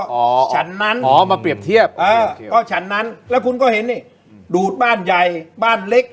บ้านใหญ่ในจังหวัด2 จังหวัด2 บ้านในจังหวัดรวมมาอยู่ที่เดียวเท่านั้นไม่พอบ้านไม่พอดูดทั้งพรรคเอามากันทั้งพรรคอีกยกพรรคมาอีกคุณเห็นไหมล่ะเพราะอะไรเพราะคนเหล่านี้นักการเมืองเหล่านี้เนี่ย1เขาต้องการที่จะมาอยู่พรรคที่อยากเป็นที่มีโอกาสเป็นรัฐบาลเพราะเป็นฝ่ายค้านมาอดอยากปากแห้งไงก็คุณบรรหารบอกไม่ใช่เป็นฝ่ายค้านเขาไม่ได้มีอำนาจในการบริหารเขาอยากจะมาเป็นบริหารเพื่อที่จะแก้ปัญหาให้พ่อแม่พี่น้องประชาชนไม่คุณบรรหารพูดเป็นประวัติศาสตร์ว่าอยู่เป็นฝ่ายค้านอดอยากปากแห้งแล้วมันก็อยากจะมาอยู่พรรคฝ่ายรัฐบาลใช่ไหมล่ะแล้วมันอ้างว่าที่ย้ายมาโดยเพราะอุดมการณ์อุดมการณ์บ้าอะไรคุณดูเนี่ยบางคนย้ายทุกสมัยนะทุกสมัยแล้วผมไม่เคยอุดมการณ์เปลี่ยนไงพี่เทพไทยอุดมการณ์หรืออุดมสมบูรณ์คุณเอาไว้แน่มันมีบางท่านบอกว่าผมเป็นรัฐบาลตลอดเวลาใช่ไม่เคยเป็นฝ่ายค้านไม่เคยฝ่ายค้านเห็นว่าจำได้ว่าแล้วคุณไปดูคุณไปดูกับการที่ย้ายพรรคนะถ้าหากว่าย้ายโดยอุดมการณ์มันก็ต้องมีบ้างจากใหญ่ไปเล็กจากเล็กไปใหญ่ตามอุดมการณ์แต่ตอนนี้ไม่มีนะไปหาพรรคใหญ่ขึ้นเรื่อยๆไปหาพรรคที่มีทรัพยากรเรื่อยๆมีความมั่นคงการนั้นเข้าไปไม่ใช่อุดมการณ์เอาแต่ความมั่นคงเพราะคุณเห็นไหมล่ะแล้วก็ประเภทเขาเรียกว่าอะไรนะพอมีอุดมการณ์ปั๊บเนี่ยนะเข้าไปก็บอกว่าที่ผ่านมาที่ผมจำเป็นต้องไปนะเพราะอุดมการณ์มันตรงกันผมยังไม่เห็นตรงไหนอุดมการณ์ตรงกันพอคุณเข้าไปปั๊บพอไปที่ซ้อนปั๊บเนี่ยคุณไปหาพรรคอื่นอีกแล้วแล้วคุณไปไม่รู้กี่พรรคแล้วทำไมอุดมการณ์มันตรงกันหลายพรรคมากคุณทินผมเนี่ยเป็นนักการเมืองมา20 ปีนะผมรู้สันดานนักการเมืองนะผมรู้จักผมรู้ว่าพวกนี้ผมไม่เคยเห็นนักการเมืองคนไหนนะย้ายจากพรรคที่มีเงินแล้วไปพรรคที่ไม่มีเงินไม่มีแต่พรรคมีเงินน้อยไปหาพรรคมีเงินมากมีพรรคที่ค่าตัวสูงไล่ไปเรื่อยๆทั้งสิ้นคุณเพราะฉะนั้นเนี่ยรอบนี้นะไอ้คะแนนนี่คือคะแนนป๊อปปูล่าโหวตคือคะแนนปาร์ตี้ลิสต์ไม่ใช่จุดชี้ขาดคือเขตเพราะเขตมันเยอะ400 คนแปลว่าเขาแก้ปัญหาความมั่นคงได้ความมั่นคงไงเราก็จะได้เขตด้วยอาจารย์ดูภาพเราสมุนสิทธิ์ในการคอมเมนต์ใช่ไหมครับไม่นี่คุณเดี๋ยวพูดให้มันตาสว่างมาแล้วจัดให้เสด็จน้ำนะแล้วพอยิ่งบัตร2 ใบแบบนี้นะมันง่ายอีกไอ้พวกนักยิงนะนักยิงถ้าคุณชอบพรรคประชาชนคุณเลือกบัตรนี้ไปคุณชอบประชาธิปัตย์คุณก็เลือกบัตรนี้ไปเพราะมันมีบัตรปฏิริษีเนี่ยแต่ว่าไอ้สสเขตขอหน่อยผมนะครับผมให้1,000ผมให้2,000นะครับชาวบ้านก็มีความรู้สึกไม่ผิดไงไอ้พรรคที่เราชอบเราก็เลือกไปแล้วไงได้สนองตอบไปแล้วไงอันนี้ก็ทำมากินหน่อยทำมากินไงมันจะเห็นนักการเมืองที่เป็นสสได้คะแนน 30,000 คะแนนแต่พรรคสังกัดได้ 2,000มีคุณผู้ชมบอกพี่เทพพูดตรงดีพี่เทพถูกต้องที่สุดชาวบ้านเขารู้ที่ผมพูดเอาเรื่องจริงมาพูดตรงนั้นแหละคุณเทพไทยพูดซะเห็นภาพบางคนเรียกว่าป๋าเทพแล้วไม่ใช่ป๋าเทพโพงามนะป๋าเทพไทยเสนพงศ์เทพไทยใครกระดกในแม่นไหมล่ะใครกระดกพี่เทพไทยแต่อย่างหนึ่งพี่อาจจะไม่ได้นะบวชตอนนี้มัน10,000กับอีก200กว่าบวชเท่านั้นนะพี่ตั้งเป้าไว้ที่12,000 บวชใช่ไหมไม่คุณไม่ได้พูดผมไม่ได้พูดว่า2,000คุณ200นั้น10,000กับ200ผม12,000ผมว่านี่คุณแค่12,000คุณเป็นนักการเมืองก็นักการเมืองเก่าไงผมเอาแค่12,000เพราะฉะนั้น10,000กับ200เนี่ยใช่ได้ผมขออนุญาตพริ้วมากเลยพี่พริ้วไหมพริ้วมากเนี่ยพริ้วมากฉลาดแกมโกงเราวิเคราะห์ กัมพูชาคุณเซ็นเยอะเดินพริ้วตาม พริ้วตามไม่แน่ใจ คุณเซนสู้ไม่ได้แล้วคุณเซนแย่แล้ว แย่แล้ว ผมบอกอนุทินให้ตั้งผมเป็นที่ปรึกษาผมไม่เอาเงินเดือนนะแล้วไปสู้กับอุนเซนนะชนะน็อกเลย นะคุณผู้ชมคุยกันมานานขอขอบคุณเม็ดอมซิงค์พลัสผลิตภัณฑ์ไมบาซินจากเกรเตอร์ฟาร์มานะครับมี3สูตรที่มีคุณประโยชน์จากวิตามินหลากหลายชนิดครับเม็ดอมซิงค์พลัสวิตามินซีและโคคิวเทนกลิ่นองุ่นมะนาวเม็ดอมซิงค์พลัสลูทีนและบิวเบอรี่กลิ่นแบล็คเคอร์เรนต์เม็ดอมซิงค์พลัสเบต้ากลูแคนกลิ่นสตรอเบอรี่นะครับซิงค์มีส่วนช่วยในการทำหน้าที่ของระบบภูมิคุ้มกันและกระบวนการต่อต้านอนุมูลอิสระถ้าเจ็บคอไอหรืออยากเสริมภูมิคุ้มกันนะครับเลือกไมบาซินจากเกรเตอร์ฟาร์มาหาซื้อได้ที่ร้านสะดวกซื้อซุปเปอร์มาร์เก็ตและร้านขายยาทั่วประเทศไมบาซินจากเกรเตอร์ฟาร์มาก้าวสู่60 ปีอย่างมั่นคงและยั่งยืนขอบคุณไมบาซินที่อยู่เคียงข้างถกไม่เทียงนะครับขอบคุณมากๆเลยนะครับไมบาซินนะฮะคุณผู้ชมโหวตกันต่อเนื่องถ้าคุณชอบคุณเทพไทยเขาบอกว่า10,000 กับ 200แต่ผมเข้าใจว่าเป็น 12,000 นะฮะตอนนี้10,000 กว่าโหวตแล้วนะช่วยกันโหวตกันเข้ามาเพิ่มเติมนะฮะ พี่ใหญ่ผมหน้าแตกกันดิ ไม่อยากให้หน้าแตก แฟนคลับเขาว่าอยากให้ผมอยากให้ผมอยากให้คุณว่าผมพลิ้ว เนี่ย เอา2,000 ไปเลย แฟนคลับเขาอยากให้พี่ดมนิดหนึ่งอันนี้ฮะอาจารย์ขอบคุณครับ200หาว่าเรามีอีกเอา 2,000 ไปเลย ยาดมสมุนไพรตรามังกรทองสูตรดอกไม้หอมนะครับได้รับรางวัล Premium Herbal Products ผลิตภัณฑ์สมุนไพรคุณภาพปี 2568 ครับจากกรมการแพทย์แผนไทยและการแพทย์ทางเลือกครับบรรเทาการวิงเวียนศีรษะหอมเย็นชื่นใจจากอ้วยอันโอสถขอบคุณมากๆนะครับอ้วยอันโอสถที่อยู่เคียงข้างถกไม่เถียงตลอดมาเลยนะครับต่อกันที่ Seagull Electric นะครับเครื่องใช้ไฟฟ้าขนาดเล็กที่ตอบโจทย์ทุกการใช้งานมองเห็นความอร่อยทุกขั้นตอนไซส์ใหญ่เสิร์ฟได้ทั้งครอบครัวหม้อทอดกรอบไร้น้ำมันดิจิทัล5 ลิตรครับควบคุมแม่นยำตรงตามความต้องการสุกเร็วทั่วถึงกรอบนอกนุ่มในนะครับขอบคุณมากๆครับ Seagull Electric ที่อยู่เคียงข้างถกไม่เถียงนะครับและแน่นอน Seagull Electric มีของมาให้ด้วยนะครับผมไม่แน่ใจว่า3ท่านทำกับข้าวหรือเปล่านะฮะเสนงแต่นี่ครับนี่คือเครื่องบดสับอาหารแบบไร้สายครับจาก Seagull Electric นะครับพี่เทพไทยฮะอันนี้ให้คนที่บ้านทำให้จริงหรือว่าถ่ายรูปเสร็จแล้วเอาคืนให้จริงนะ จริงโอเค ให้จริงอย่าหลอกกันนะเว้ยผมถูกหลอกมาเยอะแล้ว จริงก็เปล่าถูกนักการเมืองหลอกมาเยอะแล้วอันนั้นใครจะไปกล้าหลอกพี่นะฮะต่อครับคุณผู้ชมครับกรดไหลย้อนต้องวันเกิดครับยาบรรเทาอาการแสบร้อนกลางอกอาหารไม่ย่อยเนื่องจากกรดไหลย้อนครับเพราะฉะนั้นถ้าท่านมีกรดไหลย้อนต้องคิดถึงวันเกิดเลยนะครับอันนี้คือยาสามัญประจำบ้านที่ต้องมีทุกบ้านเลยนะครับยาบรรเทาอาการแสบร้อนกลางอกอาหารไม่ย่อยเนื่องจากกรดไหลย้อนนะครับขอบคุณมากๆครับวันเกิดที่อยู่เคียงข้างถกไม่เถียงนะครับต่อกันที่ Compact Brake ครับก้าวล้ำไปอีกขั้นกับนวัตกรรมความปลอดภัยล่าสุดครับ Compact Primo Gen 2 Super Brake Grade Premium ครับมาพร้อมกับเทคโนโลยีใหม่ Zero Water Absorption Technology ที่เพียบพร้อมด้วยมาตรฐานความปลอดภัยระดับโลกครับพร้อมแล้วที่จะทำให้ทุกเส้นทางอยู่ในคอนโทรลของคุณนะครับจัดจำหน่ายแล้ววันนี้ที่ร้านอะไหล่ชั้นนำทั่วประเทศและ Compact Premium Service Center Compact Primo Gen 2 all in control ช่วงนี้เป็นช่วงที่เรากำลังเตรียมรถใช่ไหมต้องออกเดินทางหลายๆอย่างเช็คให้ดีนะฮะพวกยางล้อเบรกพวกนี้นะครับลองดูฮะ compact brake นะครับของดีครับต่อกันที่เซนงครับยาธาตุน้ำขาวยาธาตุน้ำขาวครับขออนุญาตครับอาจารย์ดูในภาพครับนี่ครับอันนี้ของดีครับยาธาตุน้ำขาว49 บาทเท่านั้นฝาสีฟ้าตราหารคู่ครับมาตรฐานสากลหาซื้อง่ายตามร้านขายยาแผนปัจจุบันทั่วไปราคาเพียง49 บาทเข้าถึงง่ายครับจาก HK Pharmaceutical เพราะฉะนั้นจำเอาไว้เลยนะฮะยาธาตุน้ำขาวต้องตราห่านคู่49 บาทฝาสีฟ้าเท่านั้นครับขอบคุณมากๆครับยาธาตุน้ำขาวตราห่านคู่ที่อยู่เคียงข้างถกไม่เถียงนะครับต่อกันที่นวัตกรรมใหม่นะครับนี่ฮะ BrainTech Tri-Screen ครับจอเสริมสุดล้ำที่สามารถทำงานพร้อมกันได้ถึง4 หน้าจอในเวลาเดียวกันด้วยความคมชัดระดับ Full HD นะครับการเชื่อมต่อก็ง่ายสุดๆครับเพียงเสียบสาย USB Type C ก็พร้อมใช้งานได้ทันทีนะครับน้ำหนักเบาพกพาสะดวกนะครับถ้าท่านสนใจครับกดเข้าไปที่หน้า Facebook ของ Tero Digital นะครับอย่าพลาดฮะตอนสั่งซื้อใส่โค้ดด้วยนะฮะ Let's Play AI รับส่วนลดทันที 2,000 บาทนะครับขนาดที่เราแสดงอยู่ในรายการตอนนี้อันนี้คือขนาด14 นิ้วเสนงอาจารย์ดูภาพนี่คือ14 นิ้วแต่เรามี2ขนาด2ไซส์ก็คือ14กับ16ถ้าเป็นสายแบบว่ามีใหญ่กว่านี้อีกอ่ะใหญ่กว่าพี่เทพไทยชอบดูจอปะล่ะพี่ชอบดูหนังแนวไหนปะครับชอบใหญ่ๆถ้าชอบใหญ่ๆจอใหญ่ชอบจอใหญ่16 นิ้วฮะจอเล็กไม่ชอบชอบจอใหญ่ โอ้ยไปไม่ถูกแล้ว ต่อกันฮะฝั่งนี้บ้างฮะนี่ นี่ อาจารย์ดูผ้าครับผมขออนุญาต โอเคโอเคโอเค ส่งต่อนะครับอันนี้พี่เทพไทยอาจจะไม่ได้ซักผ้าเอง แต่อยากจะแนะนำนี่คือของดีครับคุณผู้ชมครับเสนงครับขอบคุณครับ นี่คือผลิตภัณฑ์จากบริษัทสะดวกสะอาดปลอดภัยจำกัด คือผู้ผลิตผงซักฟอกแบรนด์ไทยแท้ที่อยู่เบื้องหลังสินค้าคุณภาพมากมายนะฮะในร้านค้าชั้นนำด้วยนะครับไม่ว่าจะเป็นแบรนด์คุ้มค่าแบรนด์ Clean Action ของ 7-Eleven และ Lotus แบรนด์แชมป์ของ CJ Express แบรนด์ Clean D ของ Big C นะฮะนี่คือเราผลิตให้หมดเลยนะครับและยังมีก้อนดับกลิ่นโถปัสสาวะชายนะครับแอปส์ดีไซน์สวยห้องน้ำหอมนะครับเพราะฉะนั้นถ้าคุณสนใจสั่งซื้อหรืออยากจะผลิตผงซักฟอกในแบรนด์ของตัวเองติดต่อได้ทุกช่องทางที่ชื่อว่า Thai Detergent นั่นหมายความว่าเทพไทยสำนักเทพไทยไข่กระดกอยากจะผลิตผงซักฟอกเป็นแบรนด์ของตัวเองไม่เลวนะติดต่อบริษัทนี้นะฮะบริษัทสะดวกสะอาดปลอดภัยจริงฮะทำแบรนด์ของตัวเองออกมาเลย โอ้ดีดีไหม ลองดูจะดูก่อนดูเรตติ้งก่อน ตอนนี้ เรตติ้งดีก็จะทำเลย ตอนนี้การโหวตขึ้นมาแล้วนะ ใช่ 10,000กับอีก700จะถึง 12,000 หรือเปล่าไม่แน่ใจ พรุ่งนี้ละมั้งมึงรอวัน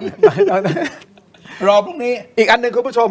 ไปที่หน้าตะกร้าของ YouTube ตอนนี้นะฮะ YouTube Shopping กดเข้าไปครับ มันมีผลิตภัณฑ์หลากหลายเลยนะฮะตอนนี้แต่หนึ่งในนั้นคือชนอโรมาทิกก็คือครีมทามือจากชนอโรมาทิกนะครับพิมพ์คำว่า CHOL เนี่ยฮะเป็นครีมทามือสูตรน้ำมันหอมระเหยแท้ไม่มีน้ำหอมผสมอยู่เลยนะครับเป็นน้ำมันหอมระเหยแท้มือพังซ่อมได้ซ่อมแซมฟื้นฟูนะครับมีสารสกัดจากธรรมชาติเพียวๆเลยนะฮะแท้เลยนะครับไม่มีน้ำหอมอยู่ในนี้ย้ำอีกครั้งหนึ่งนะครับอันนี้เป็นสินค้าที่ผมขายมาหลายปีแล้วนะครับจริงๆผมขายในห้างสรรพสินค้าในศูนย์การค้าชั้นนำไม่ว่าจะเป็นไอคอนสยามเซ็นทรัลเวิลด์เอ็มควอเทียรวมถึง King Power ด้วยนะครับขายให้กับชาวต่างชาติเป็นหลักเพราะฉะนั้นผมจะรู้ทันทีเลยฮะว่านักท่องเที่ยวชาวต่างชาติมันลดลงผมรู้ทันทีเลยเพราะมันกระทบกับยอดของผมเพราะส่วนมากจะเป็นชาวต่างชาติ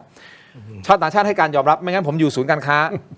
ดังๆแบบนี้ไม่ได้เราขายมาหลายปีแล้วเพราะฉะนั้นเราอยากให้คุณผู้ชมลองดูนะครับเป็นแบรนด์ของผมเองลองเข้าไปดูนะฮะอันนี้คือเป็นตัวเปิดใจเพราะเรามีผลิตภัณฑ์จริงๆ50 SKU นี่เป็นหนึ่งในนั้นเท่านั้นนะฮะจากน้ำมันหอมระเหยนะครับแท้ CHOL พิมพ์คำว่า CHOL ครีมทามือใน Shopee Lazada TikTok Facebook เข้าไปเสิร์ชได้เลยนะครับแล้วลองดูฮะเปิดใจดูอันนี้คุ้มค่าครับสำหรับครีมทามือชนอโรมาทิกขอบคุณมากๆเลยนะครับพี่เทพไทยไข่กระดกมาอีกแล้ว รู้ได้ยังไง เนี่ย นี่เขารู้ได้ไงผมถามจริง เนี่ยผงซักฟอกตราไข่กระดก เทพไทยใครกระดกเขารู้ได้ไงอ่ะ เขา ว่าของจริงทำไมเขารู้เรื่องจริงผมอ่ะ ฮะคุณติ้นคุณไปบอกอ่ะหรือไงคุณมาฮะคุณมาเฉลยในรายการคุณ ผม ไง ไม่รู้ก็พี่เป็นคน แล้วเขารู้หมดแล้ว ผมบอก เท เอง พไทยใครกระดกเนี่ยผมอุตส่าห์ปกปิดนะคุณ สำนักไข่กระดก โอ้ คุณผู้ชมครับก็พูดคุยกันมาคือพี่เทพไทยก็ถ้าฟังการวิเคราะห์ของคุณเทพไทยดีๆนะถึงแม้จะออกแนวฮาแนวอะไรแต่ว่าถ้าไปฟังนัยสำคัญเนี่ยหลายๆเรื่องก็คือมีเหตุและผลของมันอยู่ แต่พี่เทพไทยเป็นบุคคลที่อยากจะ ไม่ผมอยากจะย่อยการเมืองแม่เครียด เพราะผมรู้ว่าความเครียดเป็นบ่อกเกิดแห่งโรคมะเร็งแต่เป็นบ่อกเกิดแห่งความตายโรคภัยไข้เจ็บมาจากความเครียดเพราะเราอย่าให้เครียดเพราะการเมืองมันเครียดอยู่แล้วเพราะเราคุยการเมืองให้มันสนุกอย่าให้มันเครียดอายุจะยืนจะได้อยู่ยาวๆไง โอเค นี่คุณจัดรายการกับผมบ่อยๆนะคุณอายุยืนถึง120 ปีอ่ะจริง อาจารย์ดูภาพน่าจะอยู่110 ปีเหมือนกัน ไม่ก็อยู่กับผมบ่อยๆนะเพราะคุณรู้ไหมว่าอะไร ฮะ เพราะหมอดูเนี่ยบอกผมว่าผมเนี่ยอารมณ์ดีอย่างนี้เนี่ยอายุยืนถึง120 ปีแล้วก็เขาทำนายอีกนะว่าอายุ90เนี่ยเพิ่งจะไอครั้งแรกไอกระซอกกระแซกในครั้งแรก อ๋อเหรอฮะ อายุ92เนี่ยหมอดูบอกให้ระวัง อ่า เรื่อง ทำไม ปัญหาชู้สาว แล้วก็บอกว่าถ้าแก้เคล็ดอันนี้นะให้ไปบวชสักพรรษาหนึ่งแล้วคุณไม่เชื่อป่ะสำนักเทพไทยไข่กระดกนะ ผมไม่รู้ เหรอ ผมฟังฮะแต่ว่าคุณ True P นะฮะขอบคุณมากที่ทักมาบอกว่าทินพูดน้อยๆหน่อยจะฟังผู้เชี่ยวชาญ เพราะฉะนั้นน่ะตั้งแต่พรุ่งนี้เป็นต้นไป ผมจะเอาคำแนะนำของคุณ True P ผมจะไม่พูด เหรอ จะพูดให้น้อยแล้วให้ผู้เชี่ยวชาญพูดทั้งรายการ รวมถึงขายของด้วย ให้พี่เทพไทยช่วยผมขายของ จริงเหรอ เขาบอกเองว่าให้ผมพูดน้อยเขาอยากฟังพวกคุณเขาไม่อยากฟังผม ผมทำตามครับพี่ True P ขอบคุณมากที่แนะนำดีเหมือนกัน ผมจะได้เหนื่อยน้อยลงหน่อยพี่เทพไทยจัดเลยฮะ ก็ขายเนี่ยเหรอ ไม่มีอะไรผมโยนให้พี่เล่น เดี๋ยวรายการเดี๋ยวสินค้าก็เจ๊ง ผมขายรายการสินค้าก็เจ๊ง คุณผู้ชมวันเนี้ยเราได้มุมมองจากทหารนะครับ ที่ผมทราบนะท่านรู้เรื่องของการทหารน่ะดี และมีบางสิ่งบางอย่างท่านก็สงวนในการออกมาพูดเพราะฉะนั้นทุกสิ่งทุกอย่างที่พูดบนโต๊ะเนี่ยมันอยู่ในกรอบขอบเขตที่พูดได้นะครับโดยที่ไม่ต้องไปเปิดเผยอะไรมากเพราะว่าชาวกัมพูชาโดยเฉพาะคุณเซนคงดูรายการเราอยู่เพราะเคยดูรายการแล้วเคยแคปไปนะครับเพราะฉะนั้นมุมมองของท่านเป็นประโยชน์อาจารย์ดุลยภาคเป็นนักวิชาการเป็นอาจารย์ท่านศึกษาเรื่องราวประวัติศาสตร์ของประเทศ CLMV รวมถึงกัมพูชาได้ดีแล้วก็มีมุมมองวิเคราะห์แล้วก็นำเสนอแนวทางที่ดีวันนี้ครบมิติสองท่านนี้นะครับส่วนคุณเทพไทยมิติของอดีตนักการเมืองเพราะเขาผันตัวเป็นนักวิชาการนักวิเคราะห์การเมืองอิสระและตรงและเป็นธรรมเป็นกลางที่สุดและเป็นธรรมและเป็นกลางที่สุดก็จะมีมุมมองจากคนที่เคยอยู่ในการเมืองมา20 ปีและมองจากข้างนอกเข้ามาและพูดแบบตรงไปตรงมาโดนใจใครหลายคนและน่าจะเป็นหนึ่งในน้อยคนที่กล้าพูดตรงๆแบบจริงๆแบบนี้นะครับเพราะว่าตัวเองก็ถือว่าผมไม่ใช่นักการเมืองแล้วไม่เวลานักวิชาการพูดเนี่ยนะพูดเวลาพาดพิงไปถึงนักการเมืองเนี่ยนักการเมืองมันจะท้านักวิชาการพอคุณดีแต่พูดแน่จริงคุณมันสมัครส.ส.ดิแน่จริงคุณมันสมัครดิคุณพูดอยู่นั่นแหละอะไรเงี้ยนะกับผมมันไม่กล้าท้าไงเรากูเป็นมา20 ปีแล้วกูไม่เคยสอบตกไงกูได้ที่1ตลอดไงมันไม่กล้าท้าผมหรอกชัดเลยผมก็เลยพูดได้เต็มที่ไงเพราะฉะนั้นทั้ง3ท่านผู้เชี่ยวชาญในแต่ละมุมของแต่ละท่านผมเชื่อว่าน่าจะเป็นประโยชน์นะไม่มากก็น้อยกับคุณผู้ชมที่รับชมข่าวสารแต่สิ่งสำคัญที่สุดก็คือเราปกป้องอธิปไตยของเราต้องเป็นหนึ่งเดียวกันถึงแม้เราจะมีคอมเมนต์แย่กันอะไรพวกนี้นะไอ้นี่มันเขาเนี่ยโอ้ยขำจนปวดท้องไอ้กินยานี่ได้ไหมส่งไปให้เขาหน่อยได้ไหมนะยาท่านน้ำขาวอันนี้ช่วยขายอันนี้ช่วยขายคุณบอกว่าช่วยขายผมก็แอบเอาประเด็นนี้มาขายขอบคุณครับโอ้ยขำจนปวดท้องเลยสนุกอ่ะเขาปวดท้องมากกินได้ไหมกินได้ไหม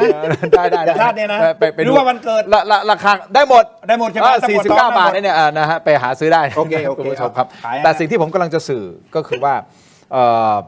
เราคงเห็นภาพรวมของการเมืองของประเทศไทยตลอดระยะเวลาหลายปีที่ผ่านมามันมาถึงจุดที่ผมเชื่อว่าหลายท่านคงรู้สึกเบื่อกับการเมืองเหมือนกันแต่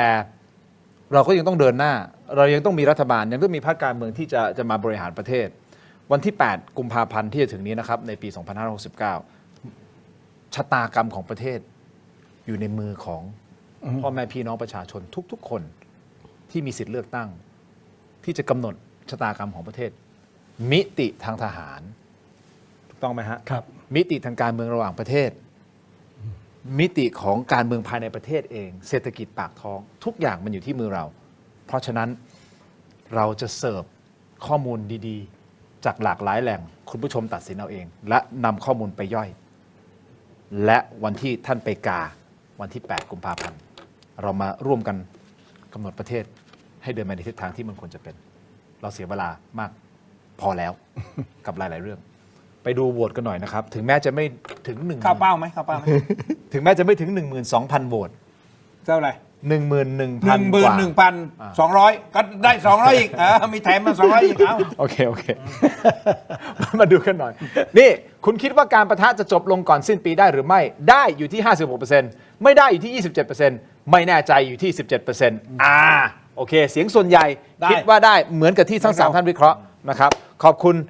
นะฮะผู้ร่วมรายการของทั้ง3ท่านมากๆเลยครับเสนงครับขอบคุณครับประเทศไทยขอบคุณครับคุณอาจารย์คุณภาพขอบคุณมากครับขอบคุณคุณผู้ชมทุกท่านที่คอมเมนต์เข้ามาทุกการโหวตและทุกการติดตามนะครับลาไปก่อนครับสวัสดีครับ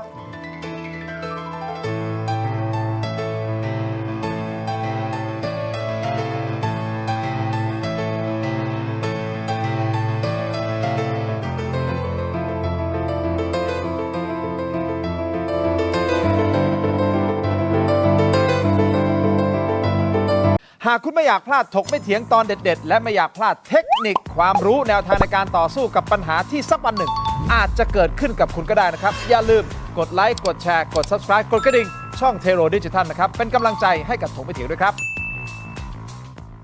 มีคุณผู้ชมถามเข้ามามากมายนะครับว่าถกไม่เถียงมีวิธีการร้องทุกข์อย่างไรเรามีขั้นตอนง่ายๆดังต่อไปนี้ครับเริ่มต้นจากสแกน QR Code นี้เลยครับจากนั้นนะครับท่านก็เข้าสู่หน้า Inbox ของรายการถกไม่เถียงเพียงท่านกดคำว่าเริ่มต้นระบบอัตโนมัติจะส่งลิงก์ที่ทีมถกไม่เถียงสร้างขึ้นมาให้แก่ท่านนะครับรับรองว่าเป็นลิงก์ที่ปลอดภัย กดเข้าไปได้เลยครับเมื่อเข้าไปถึงหน้านี้นี่นะฮะแค่นี้นะครับท่านก็พิมพ์เรื่องราวร้องทุกข์มาได้เลยนะครับแต่ผมมีทริค3 ข้อสำหรับการร้องทุกข์เข้ามาในรายการถกไม่เถียงนะครับ 1. เขียนเรื่องราวร้องทุกข์ของท่านให้ละเอียดชัดเจนและสรุปโดยง่ายที่สุดนะครับข้อที่ 2 เขียนชื่อเบอร์โทรของท่านให้ครบถ้วนสมบูรณ์ที่สุดและข้อที่ 3 ถ้าท่านมีภาพคลิปวิดีโอกล้องวงจรปิดหรือหลักฐานต่างๆนะครับส่งเข้ามาที่อินบ็อกซ์ของเราได้เลยครับเพียงเท่านี้นะครับเรื่องราวร้องทุกข์ของท่านก็จะเข้าสู่ระบบหลังบ้านของถกไม่เถียงอย่างแน่นอนนะครับอย่าลืมนะครับเดือดร้อนไร้ที่พึ่งนึกถึงถกไม่เถียง